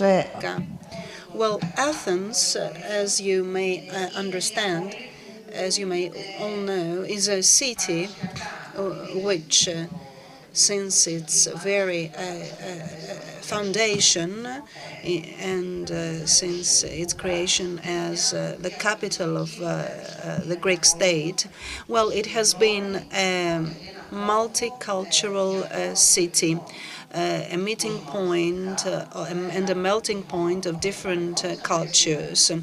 So, not just in the past, but also in the present. However, today we perceive Athens as a city, we see Athens as a city that is constantly in the very heart of the mobility of peoples, not just in terms of immigrants or refugee crisis, but also previous immigration waves of the past. 1 out of 3 inhabitants of the city come from different countries or from different continents. Therefore, Athens must search its own identity constantly and reconsider. Athens has a tradition of cooperations. Athens believes in cooperation and in the creation of networks of cities, and cultural roots are indeed a timeless cooperation between European cities and between cities beyond European boundaries. The cultural roots are indeed a par excellence network of cooperation. In an era of globalization, the role of cities is even more important. The comparison of identity of cities between them, that is of paramount importance. Let me give you an example, a current example of how we perceive and of how we apply our approach to multiculturalism. We know that Athens participates in two cultural routes. One is the industrial, the route of industrial areas, and the other is the route of European cemeteries, because Athens has a very significant cemetery, inextricably linked to its history. And the cemetery is a place showcasing history, art, and social development and social growth, and it comprises many different characteristics and elements that have shaped the city of Athens. We implement a project which is called Multaka, which in Arabic means meeting point. And this project has the following objective: to bring immigrants and refugees to become guides of sites of the Athenian history. And one of such monuments and areas is the area of Keramikos. Keramikos is like the cemetery I was talking about. Keramikos is a necropolis, the necropolis of ancient Athens. It is the place where history met art and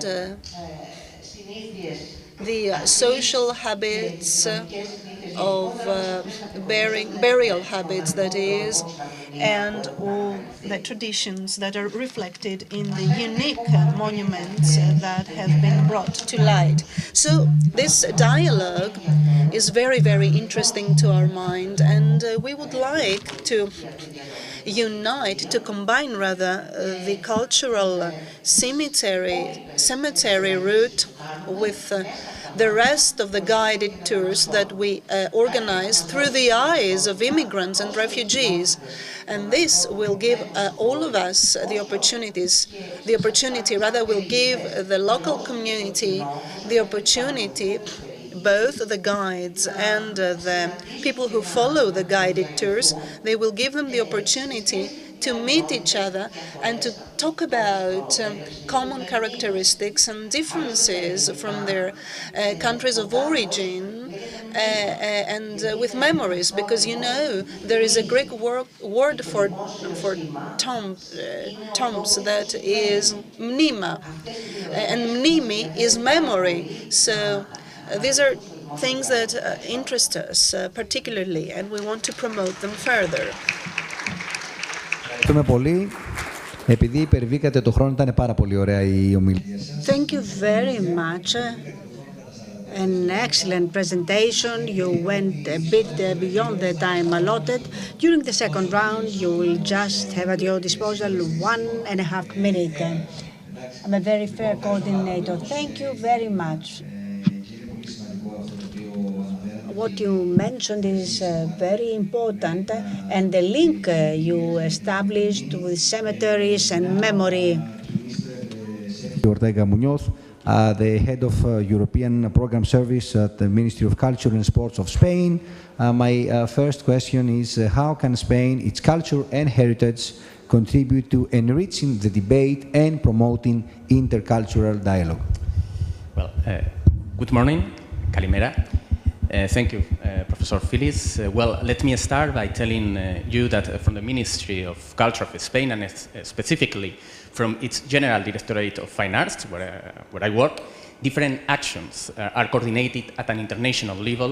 Of course, our participation in the Cultural Roots program of the Council of Europe, but also the different UNESCO conventions, World Heritage, Underwater Heritage, and in the context that concern us, I would like to highlight the 2003 Convention for the Safeguarding of the Intangible Cultural Heritage of Humanity, since the concept of interculturality that we are debating plays a central role in it.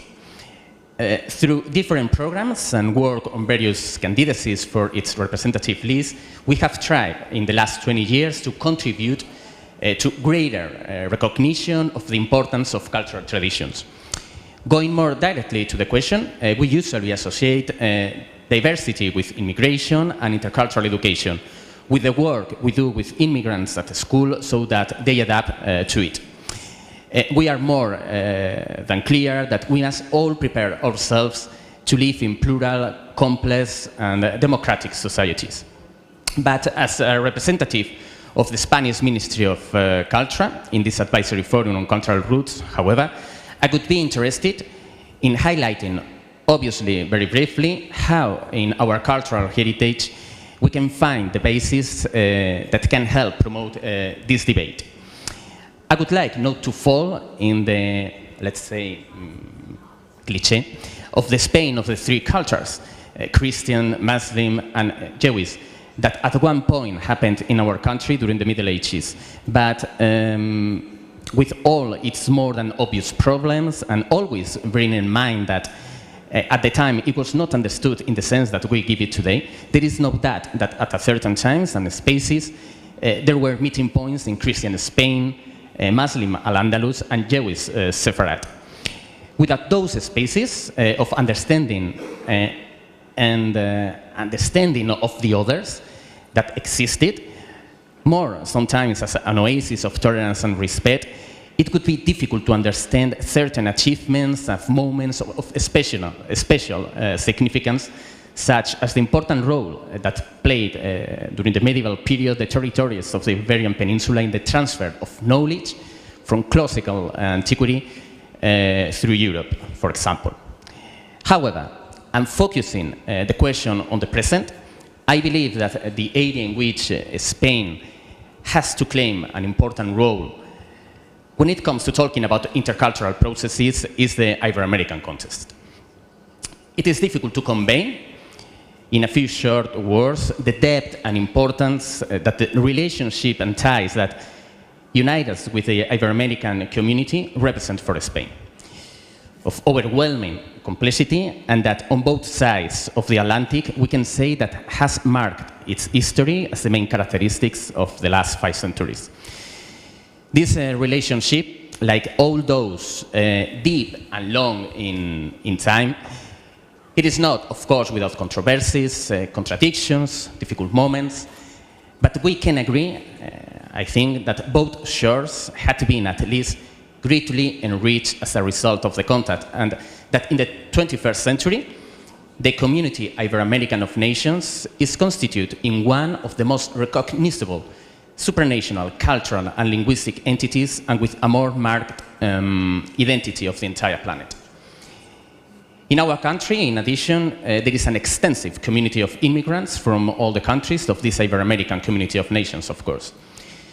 Within this general framework, there is a clear intention to advance in the possibility of working jointly with the region, within the framework, of course, of cultural roots. For this, as a regulatory framework, we've got already 2 instruments: the mandate of the Ibero-American Conference on Culture in Guatemala 2018, and the agreement signed between the Organization of Ibero-American States for Education, Science and Culture and the European Institute of Cultural Roots in 2018 as well, with the general objective of promoting and disseminating the importance of cultural heritage from the perspective of diversity and cultural rights. We are therefore taking steps on this shared path that fosters greater awareness and understanding of the links between heritage, education, language, culture, memory, tourism, development. We thus seek a collaboration for intercultural and institutional dialogue, better knowledge and understanding of cultural identities, and greater rapprochement with the cultural diversities of our territories.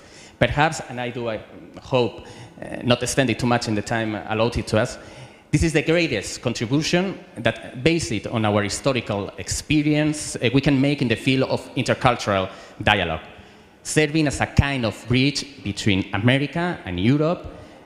And for that, a tool to our disposal on both shores are, I have no doubt, the cultural roots. Thank you. Thank you. Hans Morten, κύριος Hans Morten Lovrod θα μας απαντήσει τώρα στο ερώτημα που αφορά στη συμβουλή της πολιτιστικής διαδρομής στις πολιτιστικές διαδρομές του Συμβουλίου της Ευρώπης. Κατά τρόπο που δεν... Μάλλον και πριν την ομιλία του θα παρακολουθήσουμε ένα σύντομο βίντεο για την διαδρομή του Σεντ Όλαφ. Παρακαλώ.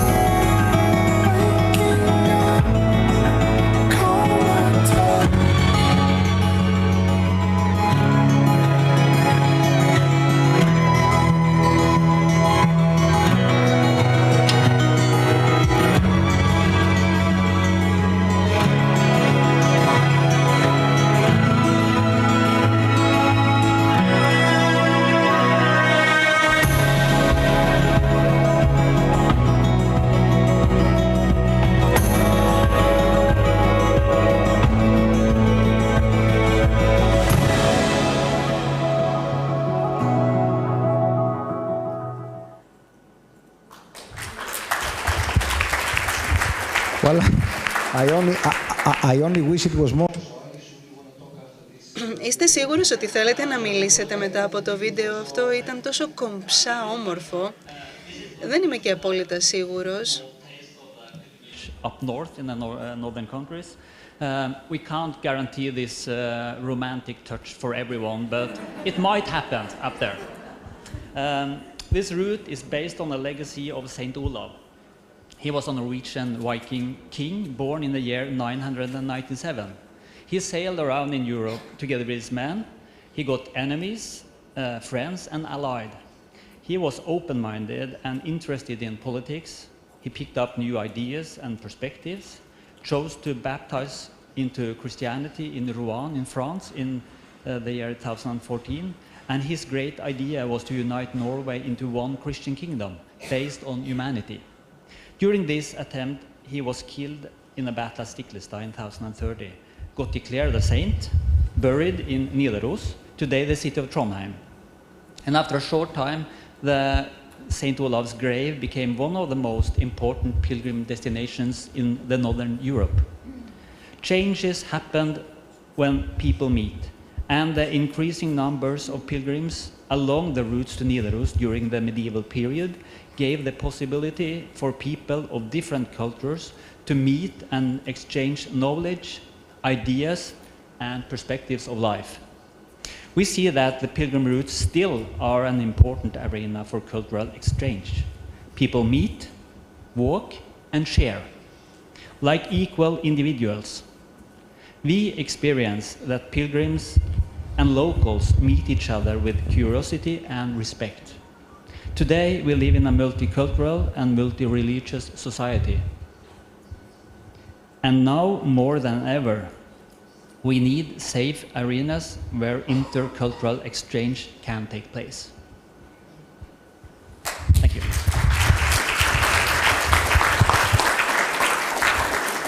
Thank you. Now I turn to Ms. de Santa Ana Fernandez, who is the director of the Roots of Elgado Andalusi. And my first question is, how does your foundation foster and ensure intercultural dialogue on the routes of itineraries of El Delgado Andalusi? Kalimera, bonjour, good morning. Thank you very much for inviting me, and congratulations in the organization of this important and historical meeting. I represent the Andalusia Public Foundation Legado Andalusí, and that is an entity attached to the Ministry of Culture, Tourism and Sport of the regional government of Andalusia, and bases in the ancient city of Granada. First of all, I would like to briefly thank my dear friend, Mr. Stefano Dominioni, for his invitation to this consultative forum of Chania, to Mr. Konstantinos Filis, Director of Research at the Institute of the International Relations of Pantheon University, for his moderation on this session, and of course to my colleagues speaker today. Thank you all on behalf of the regional government of Andalusia, which I represent, and to which our foundation belongs, that has always encouraged dialogue between people and intercultural transfer.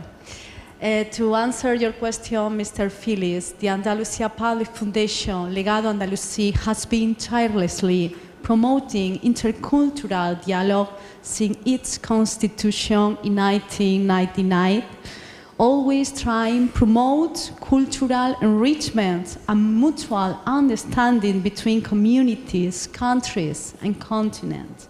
One of our main objectives is to contribute to the dialogue between Mediterranean cultures through their cultural heritage, local custom, and ancient tradition.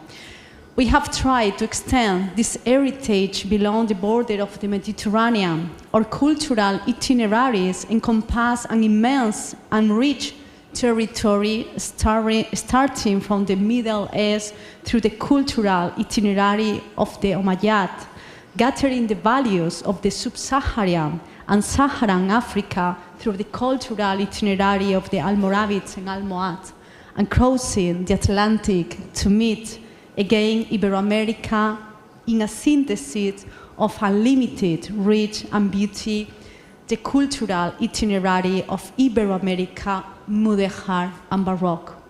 The promotion of this intercultural dialogue is based on a series of activities focused on supporting the preservation and promotion of the common historical and artist heritage in the region, toward which our itineraries branch out through cultural, human, scientific, and technological exchange.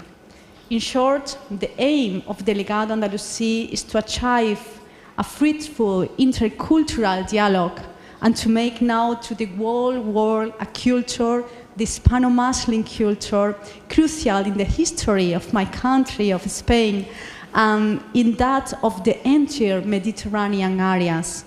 This dialogue is all established between the culture that once gave shade and meaning to the Al-Andalus through Muslim, Christian, and Jewish monuments.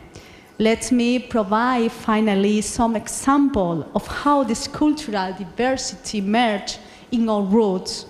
in monuments such as the Alhambra in Granada, like Muslim heritage, the Sinagoga del Agua in Úbeda, like Jude heritage, or the Cathedral of Sevilla, like Christian heritage. Thank you very much for your question and for your attention.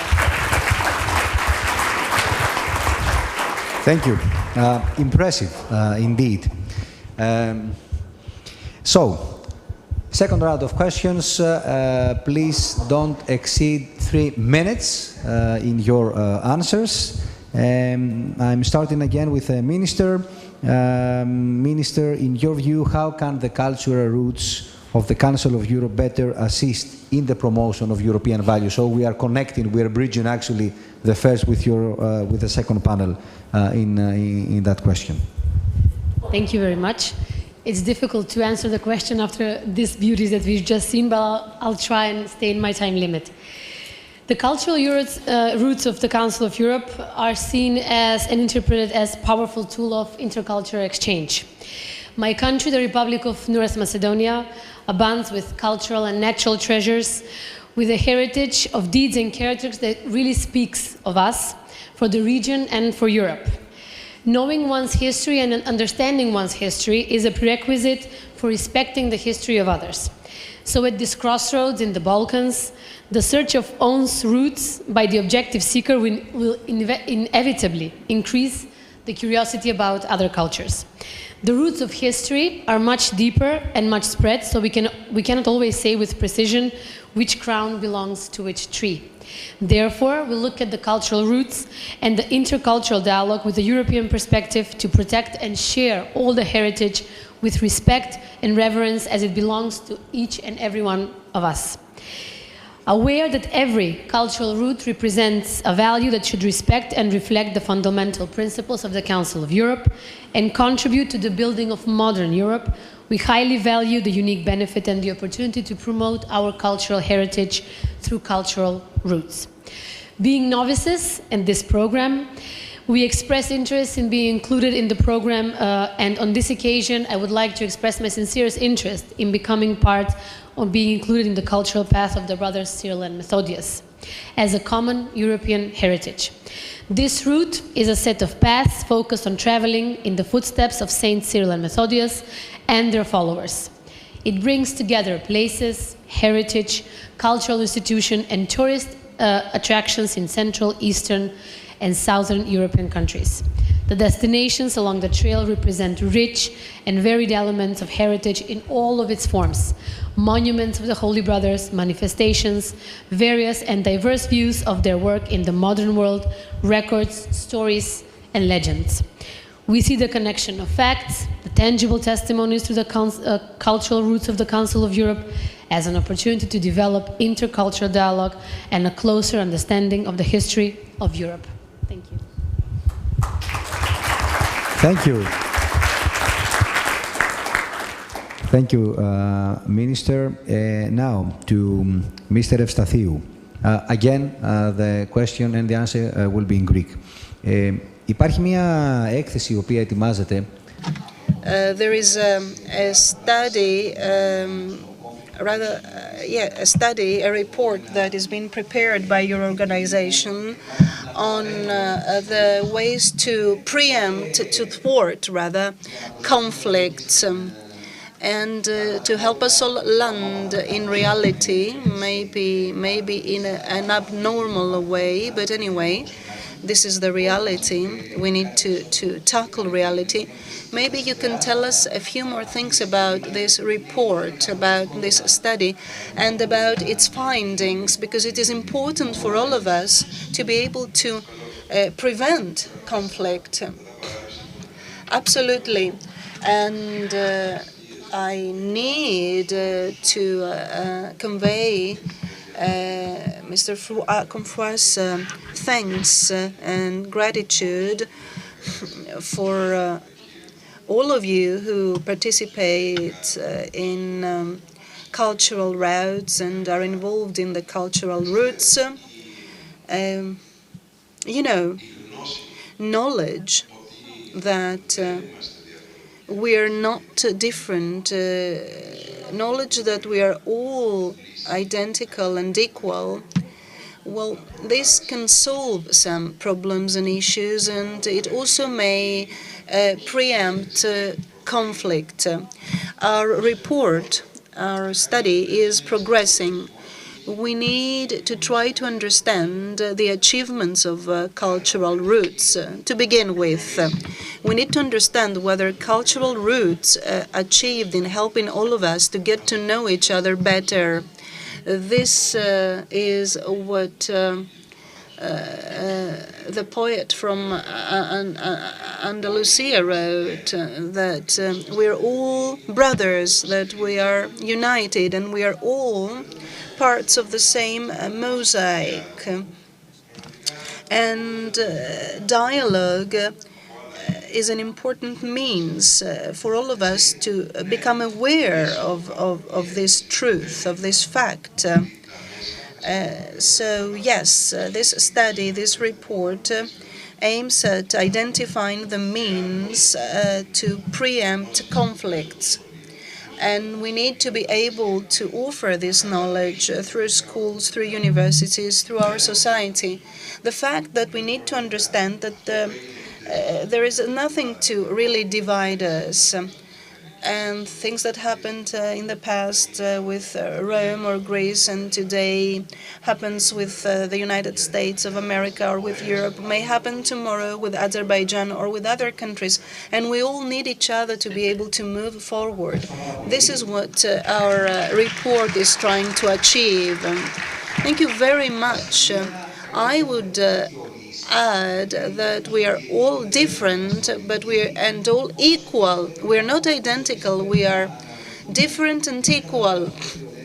And I do understand the importance of education you mentioned, but I remember when I was a student, not many years ago, we would talk about education. I would like to add here the importance of the examples that we give, the examples that we create, and the examples that important and renowned personalities create.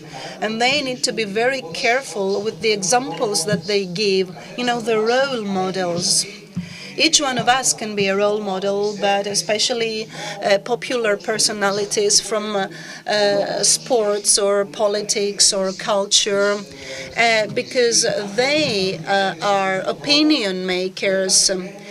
Because if we only expect education to achieve certain objectives, then we may need to wait for years and years. So we have to also lay emphasis, rather to focus on what we as individuals do and the example that we create. Professor Stavrakopoulou. The Harvard Center for Hellenic Studies promote European values and cultural dialogue. Thank you. So from its inception, the CHS, the center, was conceived and established to be accessible and free of charge to the general public. In addition to welcoming members of the Harvard community to Greece and Europe, they come as students and they leave as ambassadors of Greece and Europe. We put an emphasis on engaging and serving the local community in Argolis, Athens, Thessaloniki, and other cities in Greece, where we have made an impact during the last 10 years. Our activities include lectures, colloquia, and workshops for high school and university students, researchers, but also the broader public. For instance, apart from offering grants to Greek high school students, through our high school program taught by Harvard faculty and students, we have a new program connected to the Center for Health and Human Rights at Harvard, which brings together Greek faculty and students from the University of Athens with their peers from the Harvard School of Public Health. Most of our activities take place in Greece, at the premises of the center. In the case of activities related to the humanities, the content is related to the history, culture, and the values of Greece, ancient and modern, and of Europe, of course, more broadly. At the same time, the Greek participants contribute immensely to the cultural immersion of American and other foreign visitors to all the core European values, trends, and vibes. Intercultural and interdisciplinary dialogue is a constant parameter of all our events. For instance, the participants of a program focusing on refugees and migrants, where social and political parameters are analyzed, along with the refugee crisis management issues. They visit monuments like Mycenae, Acropolis. They attend performances in Epidorus, and thus become exposed to contemporary Greek and European history and culture. Thank you. Thank you. Ms. Daskalakis, 2 questions addressed to you, 2 minutes to answer them. Not each. The first, both. I think, is already answered. Okay, by my so let's go directly to the second question. Still, you have 2 minutes. How the cultural roots could participate to and help the dialogue, and you spoke about the restitution of the monuments and art objects. So how can cultural roots contribute in that direction? Ναι, ευχαριστώ πάρα πολύ. Η πρώτη ερώτηση αναφερόταν... Thank you. First question was about what has been told when I took your time, but in the second question I would like to shift a bit the debate when it comes to the big international dialogue about the restoration of monuments, the restitution of monuments. This restitution of monuments is something that can be perceived quite rapidly only through a rivalry dimension. Of course, this reconstitution of the Parthenon monument is a diachronic demand made by Athens, Greece. But I would like us to perceive this demand of reconstruction and reconstitution as an opportunity for an acceptance, an acknowledgement of a historic reality when it comes to a human pathway. I know that these are difficult questions, or talking about colonialism or different historic periods. Nevertheless, instead of looking into these things as only one ability for vengeance, it is quite nice to look at it as a human adventure and where it led us. In that way, we are interested greatly in looking into the actual dwellers of Athens. Today's Athenians, how do they perceive themselves, coming from other countries, European or not? How do they perceive themselves, and how can they form one identity vis-a-vis this demand for monuments? In other words, to put it simply, what does it mean for a person coming from Afghanistan or from a person coming from another European country or from Africa? What does the Parthenon symbolize for that person? Is it something that can be delivered, something that can be learned at school, or is there an identity for this monument? And I must tell you, for those who don't know, we observe that in these matters, quite frequently, the new dwellers of a city are more fanatic compared to the historic inhabitants of a city, or compared to the indigenous population. Since I only got 30 seconds, allow me to end my phrase by saying that it would be a very nice cultural route to be added in the existing ones.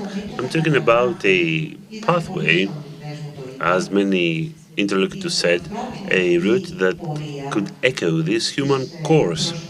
That is, the refugees and how they were derooted, combined with a need to see growth, to see how trade flourished. All Europe, all countries of the Black Sea, we have many stories to share. It will be very interesting to build this kind of routes. Thank you.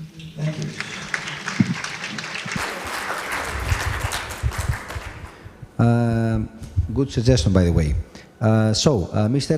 Muñoz, how do you consider that the cultural roots of the Council of Europe certified and with the Spanish participation can illustrate the values connected to the intercultural dialogue? Well, thank you. Spain is currently present in the Cultural Roots of Europe program through its participation in 25 of 48 certified itineraries. It should be noted that Spain was very involved in the genesis, in the origin of this program, and had a decisive role, which culminated in 1987 precisely with the declaration of Compostela and the certification of the first great European cultural itinerary, the pilgrimage route of Santiago. To Santiago. Since then, the certifications have created a dense network in Spain with more than 300 partners involved in research, dissemination and conservation of a huge variety of topics. We can say that in Spain, all the main thematic axes are represented, in which roughly the contents of the cultural itineraries are organized, such as history and civilization itineraries, art and architecture, landscape and crafts. Yours is a question whose answer is not so easy, given the figures that I have just mentioned, and I don't intend, in any case, to make a list of the itineraries that cross my country, but perhaps I can highlight some of them, since they can illustrate the values of intercultural dialogue. Returning to a topic I alluded earlier, I find particularly interesting to point out how Spain participates and forms part through very active partners in 3 itineraries that exemplify values of religious tolerance and respect for diverse beliefs, which in this case, as I mentioned, have permanently shaped our cultural legacy. I am referring to the pilgrimage routes to Santiago de Compostela, the Andalusian legacy routes, and the European Jewish heritage route. We can also mention the route of the Phoenicians. It is an example, from my point of view, of an itinerary that, on the basis of a shared common heritage, unites the different shores of the Mediterranean, from the north to south, from east to west, crossing current borders and subsequent evolutions of the thought. In a similar way, there are 2 cultural routes that take us back to the prehistory and the dawn of humanity on our continent, the paths of prehistoric art and the European route of megalithic culture. We can agree, I believe, that emphasizing a common heritage, which is at the basis of all the cultural developments of the peoples of Europe, helps to promote issues related to interculturality. There are 2 itineraries linked to personalities who politically led Europe into very different and complicated periods and moments that, in my opinion, have important lessons to offer on how, based on a conflictive history, a promising future based on knowledge can be built. I am referring, of course, to the itineraries of Charles V and Napoleon. Another example that would highlight in terms of its ability to promote values linked to interculturality and that has the participation of Spanish partners is industrial heritage. Much more recent and in need of revaluation that tell us of a common heritage linked to the conquest of technical achievements and also social ones. I am finishing. I would not want to fail to mention one of the latest itineraries that had been incorporated in 2020 and that combines the valuation of cultural heritage with landscape and natural heritage. I am referring to the itinerary of the historic gardens. Although it is not, of course, the only itinerary that highlights aspects related to landscape and nature, it is the first to focus on these 2 aspects mainly, and I understand that it is a very important way of drawing attention to topics not so developed by the cultural roots and that collaborate very positively in advancing in a common identity while deepening into the processes of interculturality that are the subject of the debate in this session. Thank you. Thank you. Mr. Lovrod, how has traffic along the paths and interest in the cultural route in general developed through the pandemic and the current tense political situation around Europe? Yeah, the pandemic has learned us a lesson of vulnerability and the fragile balance between nature and human. We fought the virus together through an impressive... Like this? Yeah. Okay. Yeah, we fought the virus together through an impressive international cooperation. And now the current political situation in Europe are underlining the importance of standing together and strengthening our common values. We see a growing awareness, especially among young people, for sustainable travel. Now we have more visitors than ever along the route. It seems like people today seek for alternative travel pattern, appreciating slow travel, cultural heritage, quietness, and time to meet other people, cultures, and traditions. New regions and countries, for example Estonia, are now seeking connection to our route in the framework of the legacy of Saint Olav. Olav was an important saint also in Estonia, and this connection are now the fundament for future cooperation. Our common European history, understanding, and friendship across borders and cultures becomes more and more important. And that encourages us to and that encourages us to keep up building St. Olav Ways as an important and preferred arena for intercultural dialogue today and also for the future. Thank you. Thank you. Ms. de Santa Ana Fernandez, you are last but certainly not least. So I would like to ask you to tell us a little more about the evolution of the roots of El Legado, Andalusia's cultural itinerary of the Council of Europe, and whether the traditional itineraries have been extended, how they have been tailored to the emerging technologies, to the environmental impact. Large question, but a short answer is needed. And in short, how have the routes adapted to the convulsive 21st century? Thank you. I would like to give you a short answer. In 1997, the routes of the Legado Andalusi were declared as the European cultural itinerary by the Council of Europe, and since then the route has been evolving naturally with the time and adapting to a new type of cultural tourism that has been emerging in recent years, more diverse, sustainable, that take a minimum environmental impact and avoid overcrowding and sensationality. In response to your question about the enlargement of the itinerary, I must point out that we have indeed incorporated a new route into our network, the route of the Alpujarras.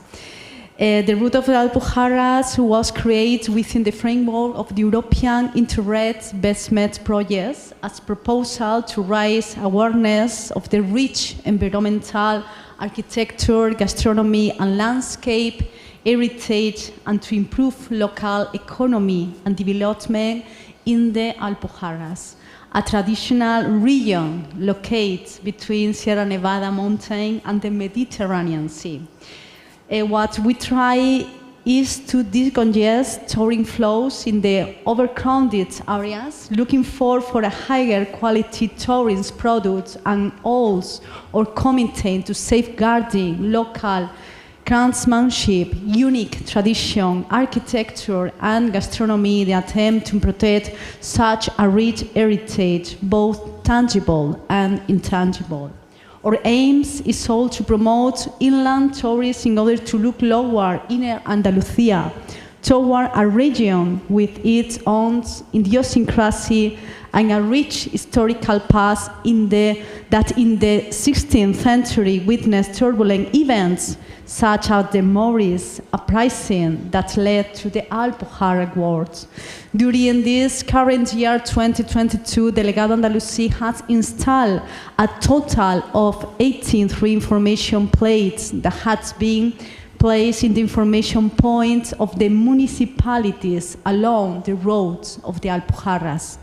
They contain basic information about the location of the municipality and a complete guide for the visitor, which can be accessed through the QR code print of the plaques. This guide includes points of interest for travelers, allowing their geolocalizations thanks to the possibility offered by the mobile device. Connecting with the last part of your question, this is the way we are adapting our roads to new technologies in order to guarantee full connectivity and information for the traveler. And finally, the Alpujarras route of Delegado Andalusí has been considered by the partner of the BestMed project as model route for the promotion of cultural and sustainable tourism, as well as an example of good practice to be followed and an international level for the diversification on the tourist and sustainable offer. Thank you very much. Thank you, and thank you all for being synoptic and precise.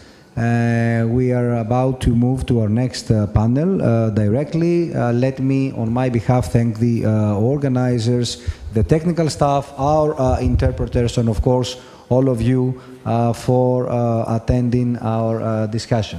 Thank you, and let's move ahead to the next panel. Once again, thanks to my co-panelists.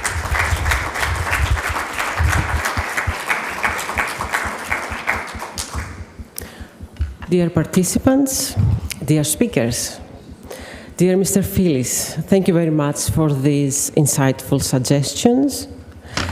And now I would like to call on the stage the moderator and the speakers of the last session of the morning, thematic session 1, entitled Safeguarding and Promoting Emblematic Landscape and Cultural Heritage, European Cultural Center of Delphi, Greece, as a best practice. The thematic session will be moderated by Mr. Giuseppe Zafuto, spokesperson to the Deputy Secretary General from the Directorate of Communications of the Council of Europe.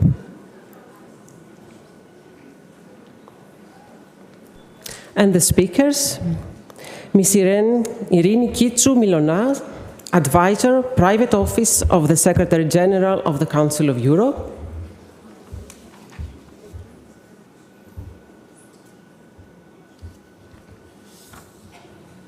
Ms. Irini Kitsu Milona.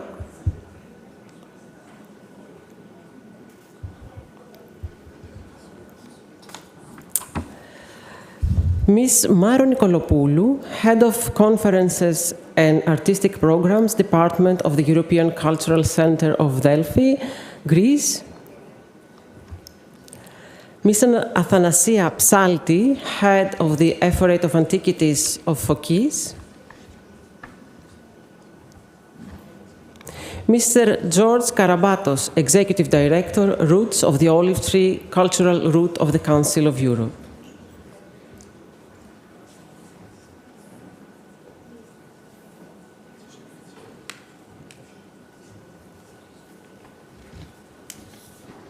Mr. Zafato, the floor is yours.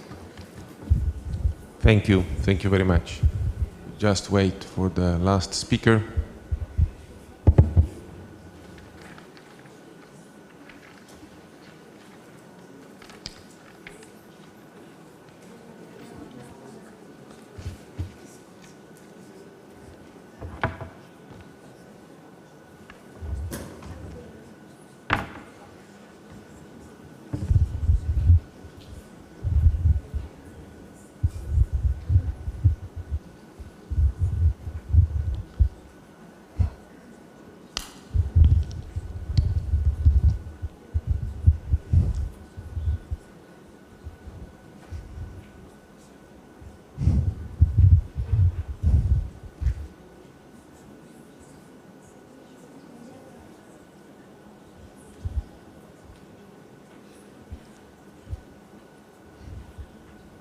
Thank you.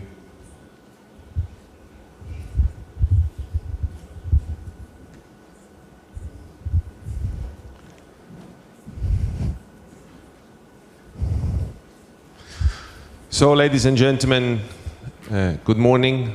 Welcome to this last session for the morning.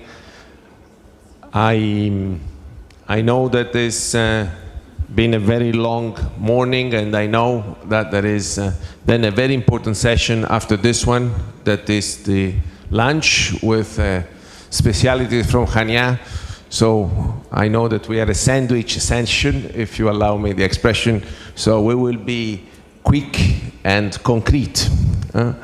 I would like to thank all the speakers that are here with us. I will not introduce them another time, since we are running out of time, and they've been already introduced by the presenter.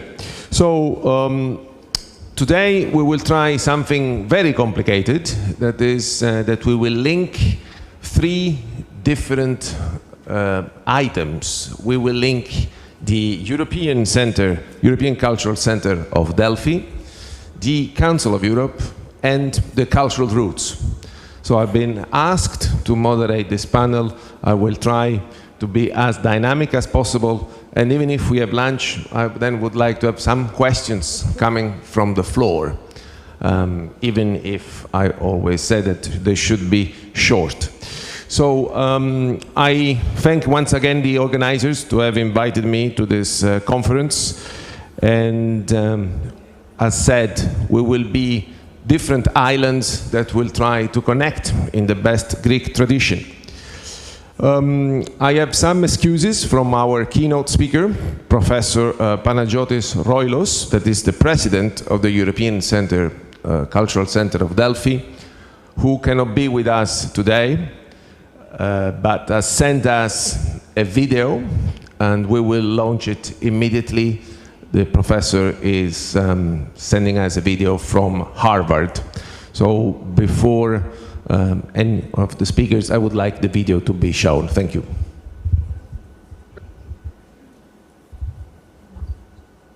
Let me start my brief keynote speech by stressing how deeply I regret that I cannot be with you in person this afternoon.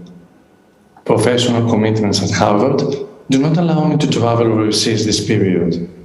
However, I'm very glad that I'm present at what promises to be an exciting conference, at least virtually, and of course in spirit. I owe special thanks to Mr. Stefano Domignoni, Mrs. Irene Kitsu-Milona, and Mr. Tsafuto for their invitation to participate in this event in my capacity as the President of the European Cultural Center of Delphi, one of the most emblematic and active cultural institutions in Europe. The European Cultural Center of Delphi was founded in 1977. According to its founding law, the center's main mission is to serve international cultural interests and to promote and cultivate the common cultural elements that unite the peoples of Europe through the publication of studies on European culture, the organization of conferences, and other cultural activities. Back in the 1980s, an older eminent colleague of mine at Harvard, Joseph Nye, approached culture as a form of soft power, as a medium, that is, for the peaceful imposition of a country's political priorities in the arena of international relations. Delphi is one of the most historically and symbolically charged places in Europe that can contribute significantly to promoting culture not in terms of a soft or any other kind of dominating power, but rather as a powerful medium for fostering and advancing cultural interaction and dialogues among nations on the basis of mutual respect. Today, Europe is going through one of its most challenging phases in its post-war history. A spectre is haunting our continent and the world as a whole. The spectre of totalitarianism and what I have called neo-medieval messianism, as this is articulated and implemented by a number of politicians in Europe and in its neighborhood.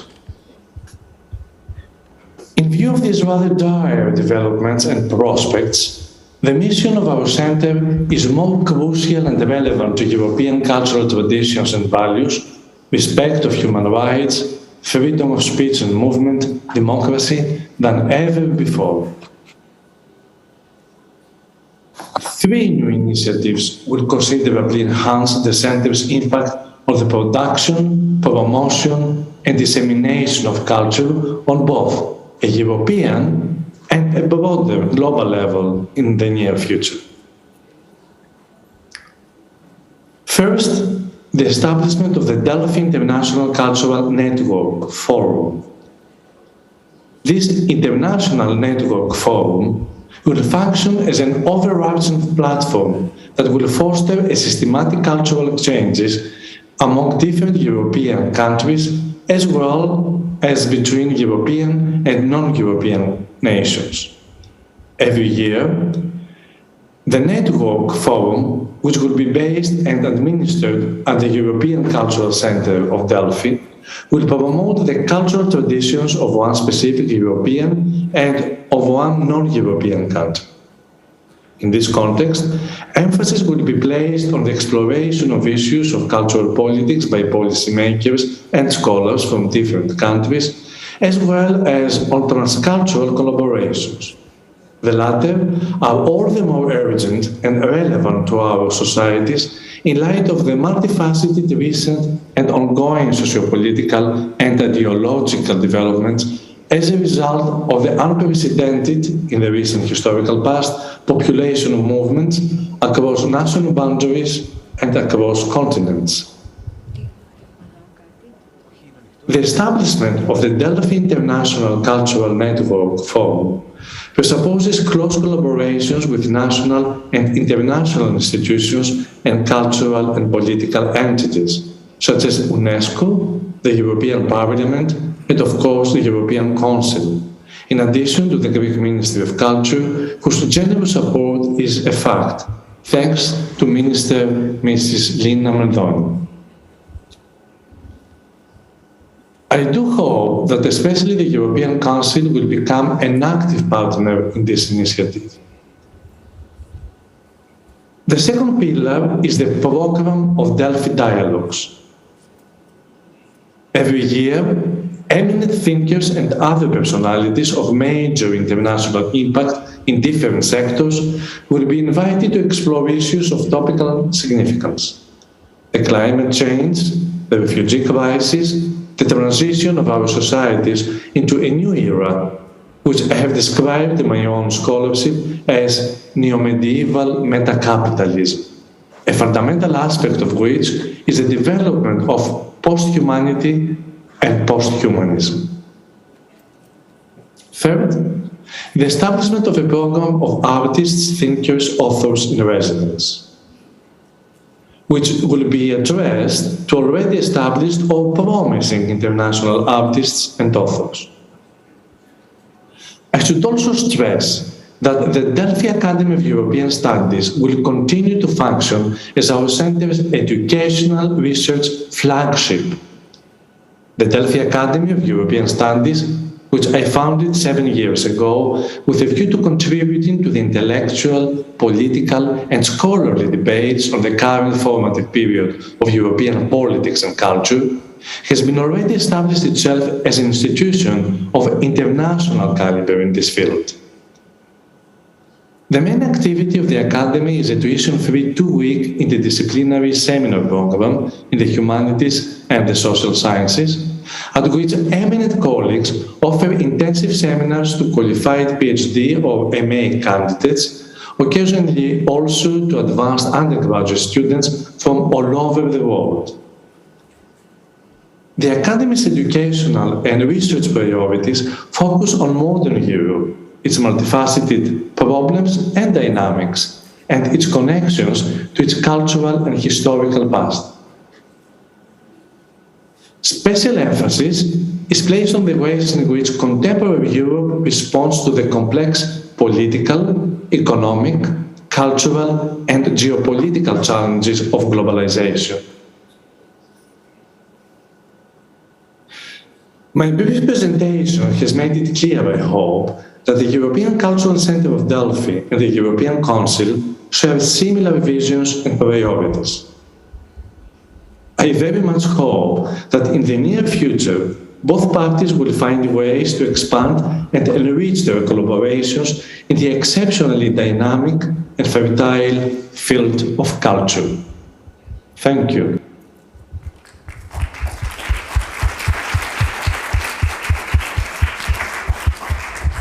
So thank you very much to Professor Roilos for this first introduction, for this keynote speech to the European Cultural Center of Delphi.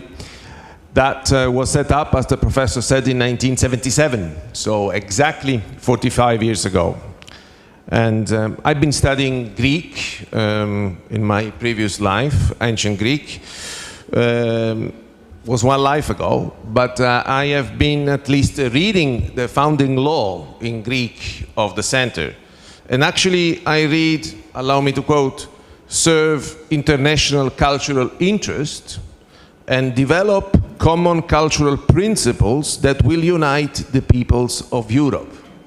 This is echoing a statute that I know very well, is the Statute of the Council of Europe. And that is why I will give first the floor to the advisor of the Secretary General and Deputy Secretary General, the so-called private office. You should know that this is the center of power of the Council of Europe, to Madame Irini Kitsou-Mylonas, who is also member of the Administration Council of the Delphi Center. So, Madame Kitsou-Mylonas, could you please tell us more about this cooperation and your role between the Delphi Center and the Council of Europe? Thank you. Yes, thank you very much, Giuseppe. Καλημέρα σας. Δυστυχώς θα μιλήσω... Good morning, ladies and gentlemen. Though I have the pleasure of being here in Crete, I will not speak in Greek. I will trust in the abilities of the interpreters, and I will shift into English. Mr. Roilos, there is very little for me to say, so I will just give a very clear and short, actually, reply to the question asked by our moderator. As Professor Roilos explained, the center is active since 1977, and it is a statutory obligation for the Delphi Center to have representatives of the Council of Europe among its board. And it is very clearly defined that they should be four, and they are appointed by the Secretary General of the Council of Europe in order to ensure this cultural cooperation that was mentioned before. So I will just briefly describe that we are four. So this means that I'm not alone, and I'm extremely well accompanied. The representatives are Stefano Dominioni, whom I don't need to introduce in this forum. We have also an important member who is Elena Theodoulou Haralambous. She's Cypriot, but she's also member of our steering committee for culture in the Council of Europe. And this is very important because this is an expert committee composed by 46 member states of the organization, ensuring an important function, one of the three important functions in the Council of Europe, which is setting standards. So Ms. Haralambous comes from this field of the organization, and our last member is Liminaidis, who comes from the civil society and works in the organization of World Heritage Cities. I am the representative of the Secretary General in this representation, and I was, in fact, asked by her to ensure this coordination in order to enhance and to go further in the context of what can be done with the Delphi Center and the Council of Europe. The objectives are very common, and this is why, in the spirit of the cultural diplomacy, which was so well explained yesterday by the ambassador of Luxembourg here, but there is another important representative in this forum who is the president of the working group on culture in our committee of ministers in the Council of Europe, who is Ambassador Ismailov, who is here. I think that unfortunately the recent challenges have demonstrated that, as it was mentioned in the entire high-level panel yesterday, that culture is a means of peace. This was said in the Cultural Convention of the Council of Europe in 1954, and this forum is another demonstration. So I will come back later, with your permission, on more concrete areas of cooperation, which actually they were already presented by Professor Roilos before. Thank you. Thank you very much. Thank you very much. So following up with the jargon, with the language of the Council of Europe, we do always speak of best practices, and one of the best practices, of course, this European Center of Delphi. And we have here with us Madam Maro Nicolopoulou, that is the head of conferences and artistic programs of the European Center of Delphi. So Madam Nicolopoulou, now is actually your turn to bridge Delphi with Strasbourg. Thank you so much, and thank you for your invitation. I'm very happy to be here. Actually, there was a slide to be shown. Oh, sorry. Thank you. So I'm very happy to be here. I'm delighted to be here to talk about the European Cultural Center of Delphi, where I have been working for over 30 years, and in the last 18 years as head of conferences and artistic programs department. So the European Cultural Center of Delphi, the ECCD is in the edge of the Delphic landscape, where natural beauty blends with the human-made environment, and I'm referring to the ancient sanctuary of Delphi, the many antiquities that are visited each year by an ever-increasing number of tourists, as well as the perhaps lesser well-known Byzantine monuments. And of course, the modern town of Delphi, which developed thanks to the archaeological site of Delphi. In this unique landscape, the European Cultural Center of Delphi, the ECCD, as I will call it now, was established, as mentioned, 45 years ago to serve the shared cultural heritage of the peoples of Europe. I think both Professor Roilos and Mrs. Kitsou-Mylonas expanded on this subject, so I won't go back to the founding law. I will just mention that the center operates as a legal entity of private law under the supervision of the Greek Ministry of Culture. Therefore, despite the word private that might confuse some of you, it is an organization of the public sector. And it's also under the auspices of the Council of Europe, which is represented with 4 out of the 11 members of its board of directors. And I think you have already explained all this. So, the premises of the European Cultural Center of Delphi are spread in an area of 80,000 square meters, with pine groves, olive trees, and gardens, and which include a conference center.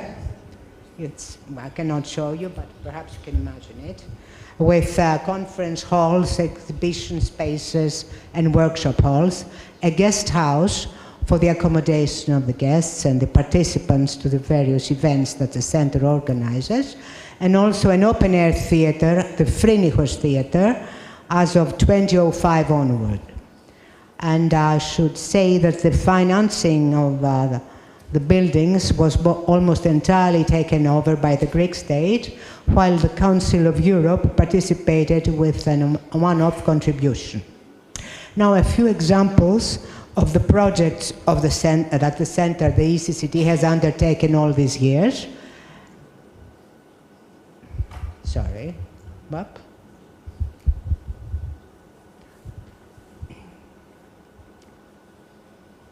I think I should go back. Well, there we are. I will start with the Ancient Drama program that was launched in 1985 and which continues to this day, especially as far as the educational part of this program is concerned.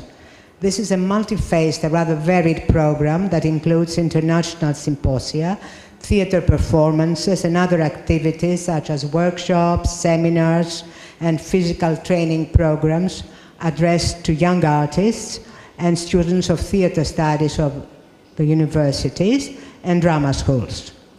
Participants to the conferences and invited theater companies were from France, Italy, Spain, the United Kingdom, Germany, Poland, Cyprus, Russia, Turkey, as well as from other countries outside Europe, such as Japan, China, India, Peru, etc.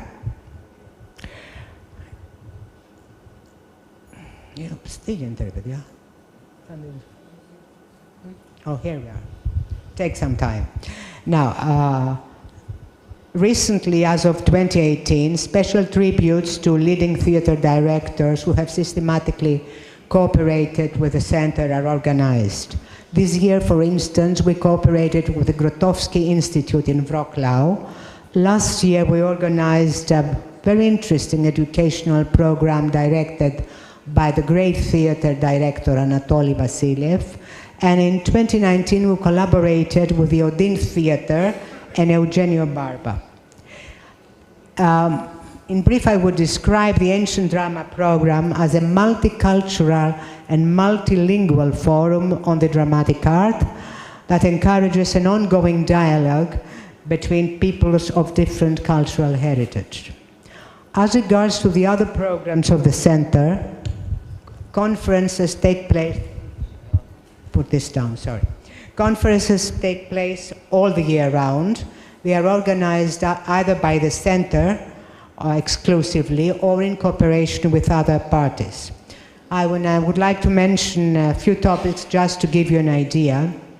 For instance, the years of upheaval, 1914-1924, Europe and Greece, the university in Europe from the Academy of Plato to the Magna Carta Universitatum of Bologna, the symposium Xenos and Metic, and I would like to pause here. The ancient Greek word xenos, which we pronounce it in Greek as xenos, which is also used in English in special context, may denote a number of different things such as stranger, foreigner, but also guest. And this, I think, is a subject for reflection in our times, all these waves of refugees and immigrants flooding Europe. The ECCD's Fine Art Program was launched in 1988 and includes fine arts exhibitions, seminars, and conferences. Through this program, a sculpture park was created in the gardens of the conference center, and you can see two sculptures here in the slides. And also, we have a remarkable collection of contemporary works of art. And finally, a few words about the educational programs of the center.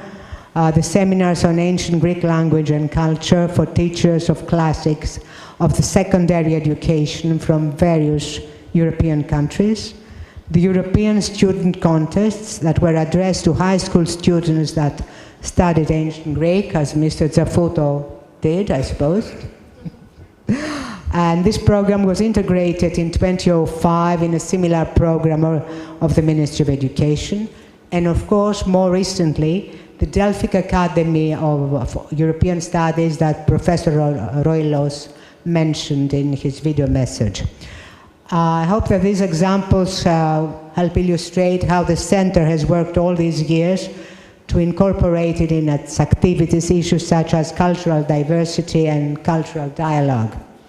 And personally, I believe it's a record to be proud of, especially for an organization that mainly is reliant on a rather modest level of financial support by the state, and on a lesser extent on occasional sponsorships. Thank you very much. Thank you very much to Mrs. Nikolopoulou. And one of the cooperation programs in education is, of course, also with the Ephorate of Antiquities of Phokis. We have here with us Madame Anastasia Psalti. Athanasia, sorry. As you can see, I was not very good in Greek. So the floor is yours now to present what is this Ephorate of Antiquities. Thank you. Θα ήθελα να σας ευχαριστήσω για την πρόσκληση και για... I would like to thank you for your invitation and your kind participation here today. Being the head of the Ephorate of Antiquities of Phokis and a member of the board of the European Cultural Center of Delphi, I'm very glad to be here among you. There is a close link between Crete and Delphi because according to the Homeric hymn to Apollo, the Delphi, the first priests of the Delphi oracle were Cretan seafarers. Apollo has selected from all over Greece Cretan seafarers, and today we are establishing a wonderful link between Minoan, Crete and Delphi. The objectives of the Ephorate of Antiquities of Phokis are very clear. They result from the rules of the Ministry of Culture. We are a public service, and the objective of this public service is the protection, the maintenance, and the promotion of the archaeological sites of Phokis and, above all, of the archaeological site of Delphi. In order to achieve this, we should cooperate with public and private bodies, with many partners, with European entities or extra-European bodies, and one of the most important bodies with whom we cooperate is the European Cultural Center of Delphi, with which we have an excellent cooperation which started 10 years ago and which continue in the future. We also have an excellent cooperation with the French Archaeological School of Athens. I would like to remind you that the archaeological site of Delphi has been excavated by the French Archaeological School from 1892 to 1902. Delphi is a monument recognized by UNESCO as a World Heritage Site since 1987. This is the second monument included in this list. Is widely protected by, according to the Greek legislation, by law. And I would like to underline the contribution of the central department, the various sections of the Ministry of Culture. There is the General Directorate of Antiquities and Prehistorical and Classical Antiquities for their support. Delphi were founded the 8th century before Christ, as we know from the important excavation findings. You can see them either on the site of our Ephorate or by visiting the museum. So Delphi have an archaeological site, but an expanded area, as you can see here, of 350,000 stremas. Most of this area is covered by the traditional olive grove of Delphi and Amphissa, which stand there till the Byzantine time and Middle Ages. In the olive grove, there are 1.5 million olive trees, forming an exceptional valley which expands to the Gulf of ancient Kira. This is an iconic landscape which is not only protected protected by the Greek legislation, but also by various activities of our effort that I will describe later on. Well, this is where we are.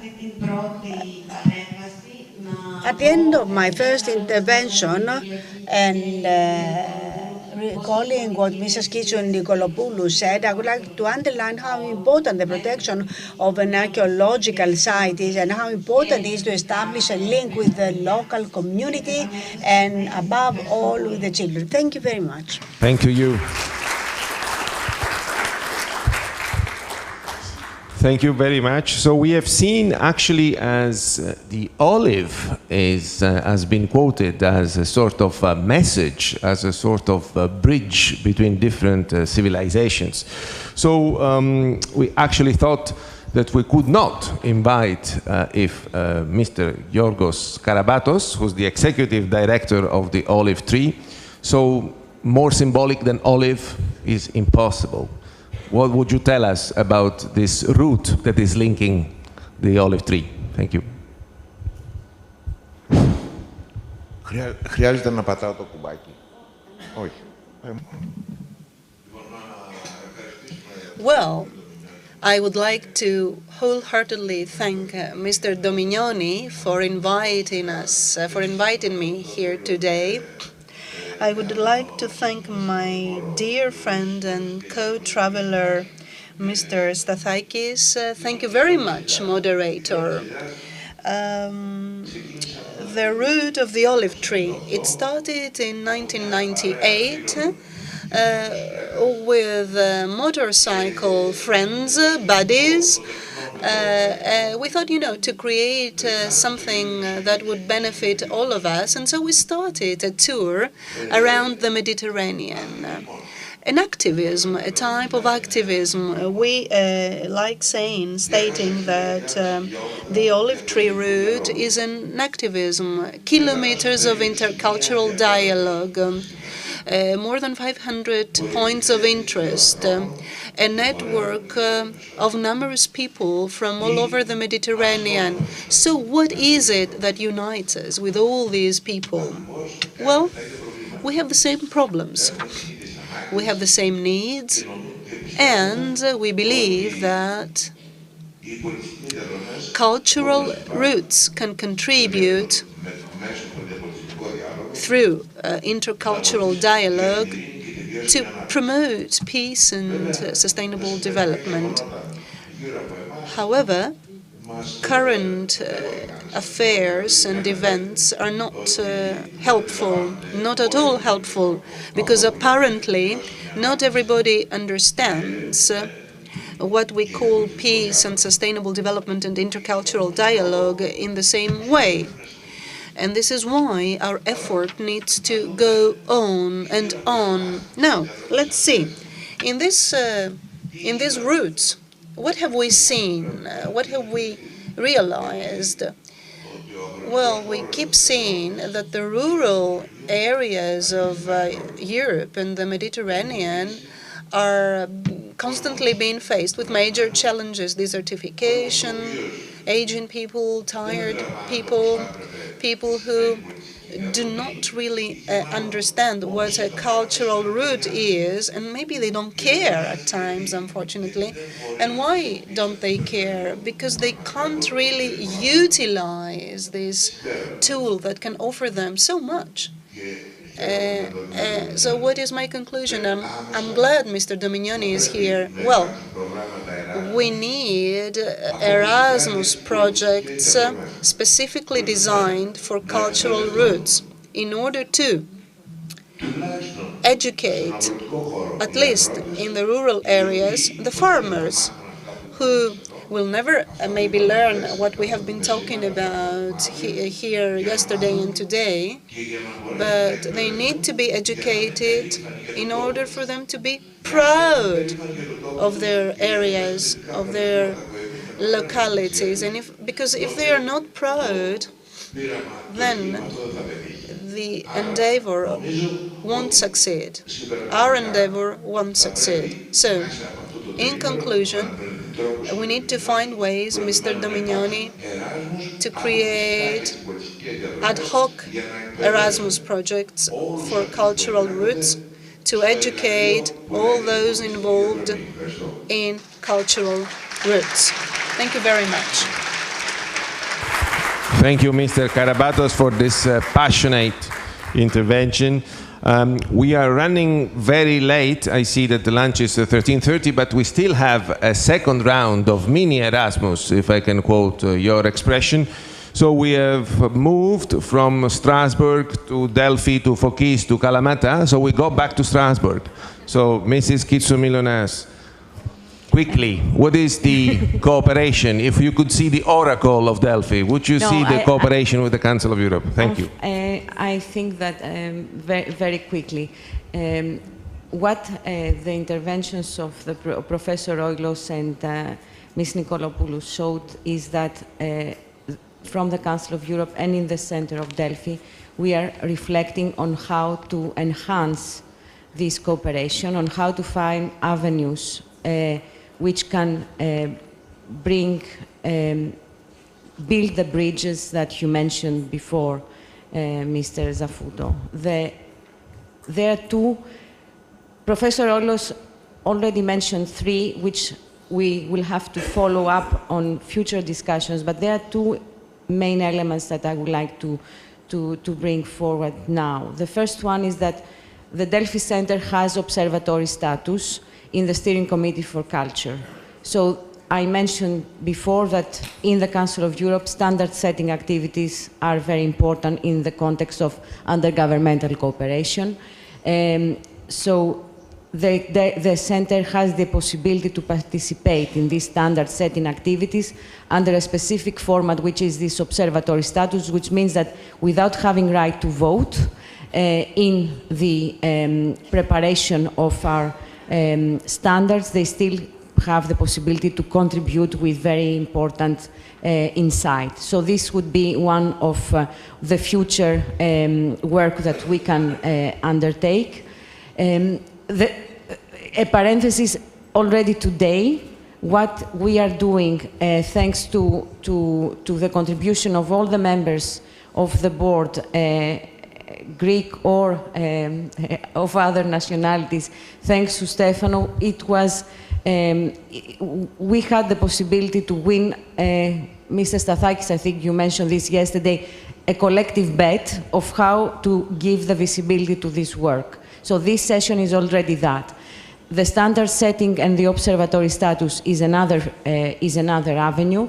And I want to conclude with the third one, which is, I think, an important one for the Council of Europe, which is that the Center has the potential to bring closer to the Greek citizens the values of the Council of Europe.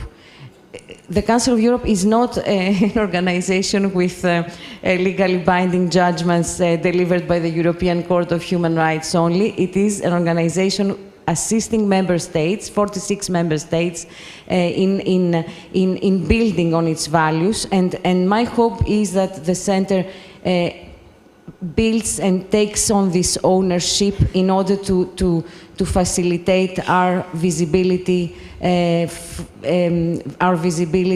from the perspective of the citizens, the Greek citizens or European citizens. So this would be my reaction. Thank you very much. Mrs. Nikolopoulou, next meeting in Delphi? Hope so. Hope so. Well, I think everybody, I mean, Madam President, Mr. Oilos and Mrs. Kitsou-Milonas have referred to how much the Center of Delphi would be keen to explore the potential of a closer cooperation with the Council of Europe. And of course, we may cooperate in different activities and programs, develop programs of joint interest, host in Delphi and at the ECCD events organized by the Council of Europe. For instance, in 2010, the second Delphi Forum of Cultural Roots of the Council of Europe took place in Delphi. There were other events as well, as the Delphi Encounters on Globalization and new cultural governments, but they were in the past, but we have the future. Another point of collaboration would be to consider Delphi's inclusion in the network of the cultural routes of the Council of Europe, and there are 48 cultural routes. Greece already participates in 11, so I'm sure there is plenty of room for the center to collaborate. The roots of the olive tree is perhaps an obvious option given the protected Amphissa olive grove, but there are other routes to be considered as well. And I believe the ECCD could play a leading role in promoting eco-collaborations, but of course it would require a broader conversation involving the local community of Delphi and other stakeholders to bring things about. And the effort of FOKIS is certainly one potential partner. I'm delighted to be here with Ms. Athanasia Psalti, who is apart from being the effort of the in FOKIS, she's also a member of the board of the Center of Delphi, and with whom we have cooperated very closely, especially during the last years. Of course, these are some thoughts, some plans perhaps, and it could require a lot more conversation before they can be taken forward, but they might prove very useful and may serve as food of thought for future actions and projects. Thank you very much. So, Mrs. Psalti, you have been involved as an important partner. Κυρία Ψάλτη, άκουσα ότι είστε ένας σημαντικός εταίρος. Ancient Greek, foreo, that means to supervise. So, what is this supervision that you would like to provide? Θα ήθελα να σας ευχαριστώ πάρα πολύ. Thank you very much. I would like to remind you that in Delphi, the ecumenical idea of the center of the world was born. In the past, the Delphi were considered the navel of the earth, the center of the earth, and this is an element which endows humanity, mankind, in order to find its roots and values. This is also valid for the idea of democracy established in Delphi, but also the idea of tolerance concerning a God who does not decide but gives simply guidelines, or rather ideas and not absolute guidelines.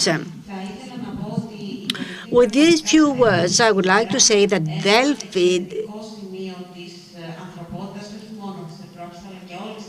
is an exceptional site, not only for Greece or Europe, but for the whole of mankind, and we can draw a lot of lessons from Delphi.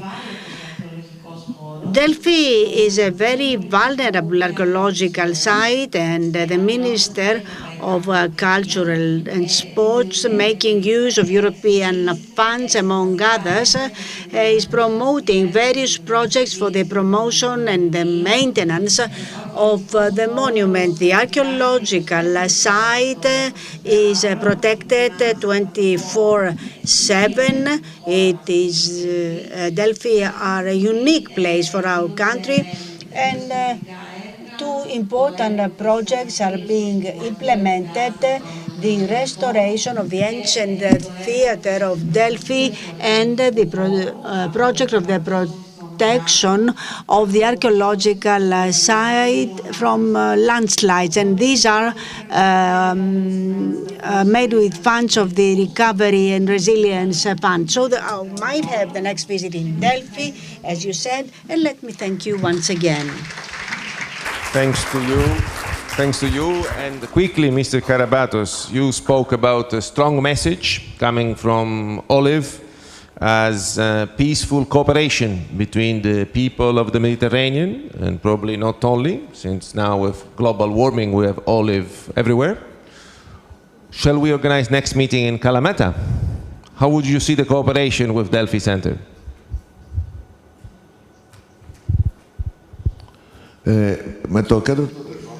Well, let me tell you that the first forum that took place with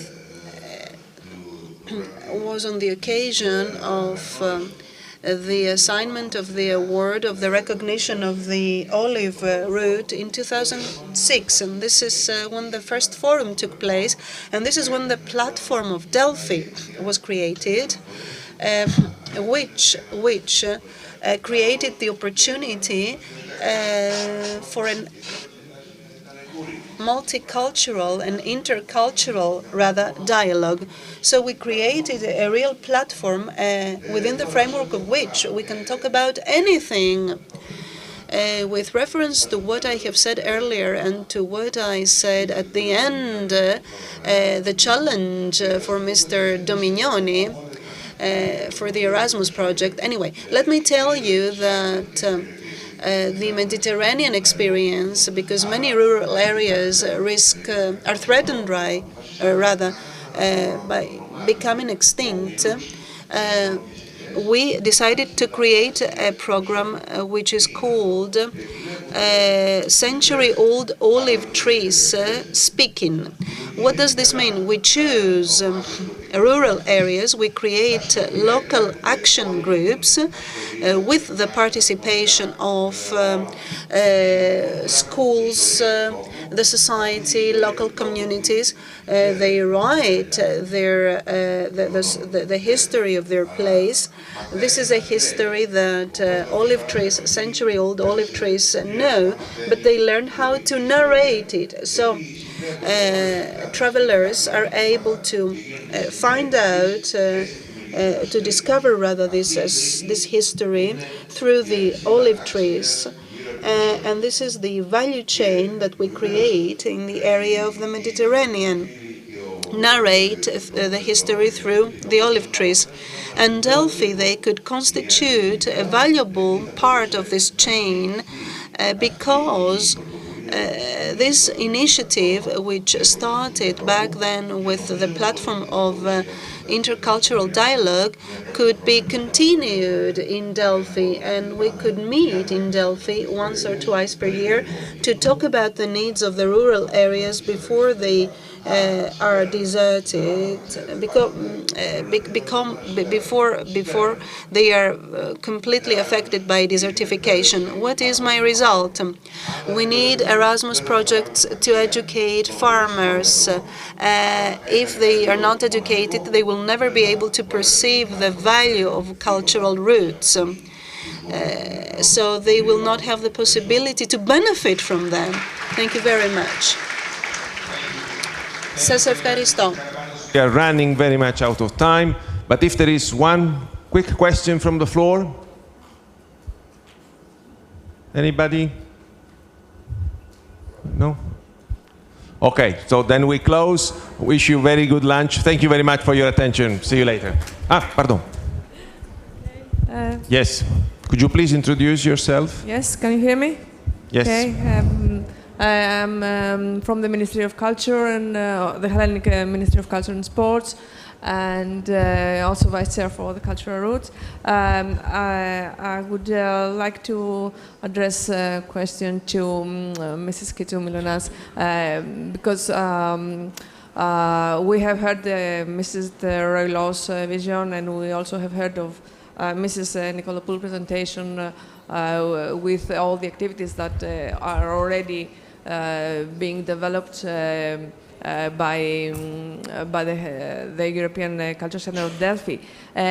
So is there a way that these two things could be combined, and that a part of what it is to be done in the future for the Council of Europe to support and to cooperate with what it is already being developed and has been built so far by the European Cultural Center of Delphi? Mrs. Kytou Mylonas, please a quick answer. Quick answer. Microphone.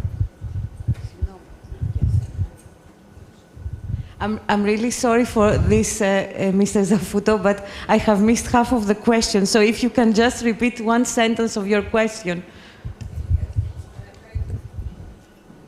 Can you hear me now? Yes. Okay. In which way the Council of Europe can collaborate with what the European Cultural Center of Delphi is doing already, a part of what it could be done in the future?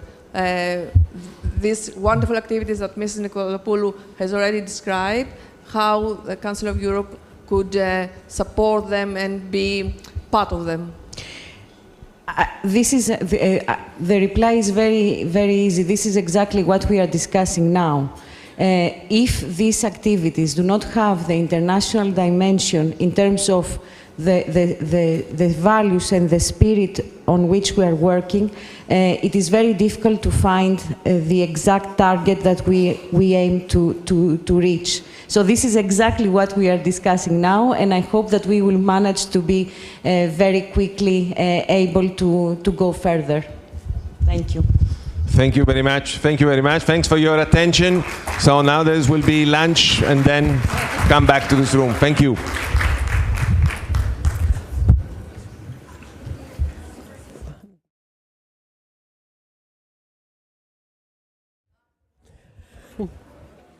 Microphone. Okay. Okay, so as we say in Greek, νηστικό αρκούδι δεν χορεύει. I cannot translate that to English. Like a hungry bear is not able to dance. Session.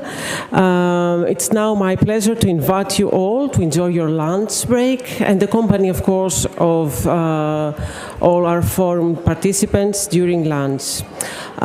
The lunch will be served here at the Minoan Palace in the Elia restaurant on the ground floor in front of where we had the gala dinner last night.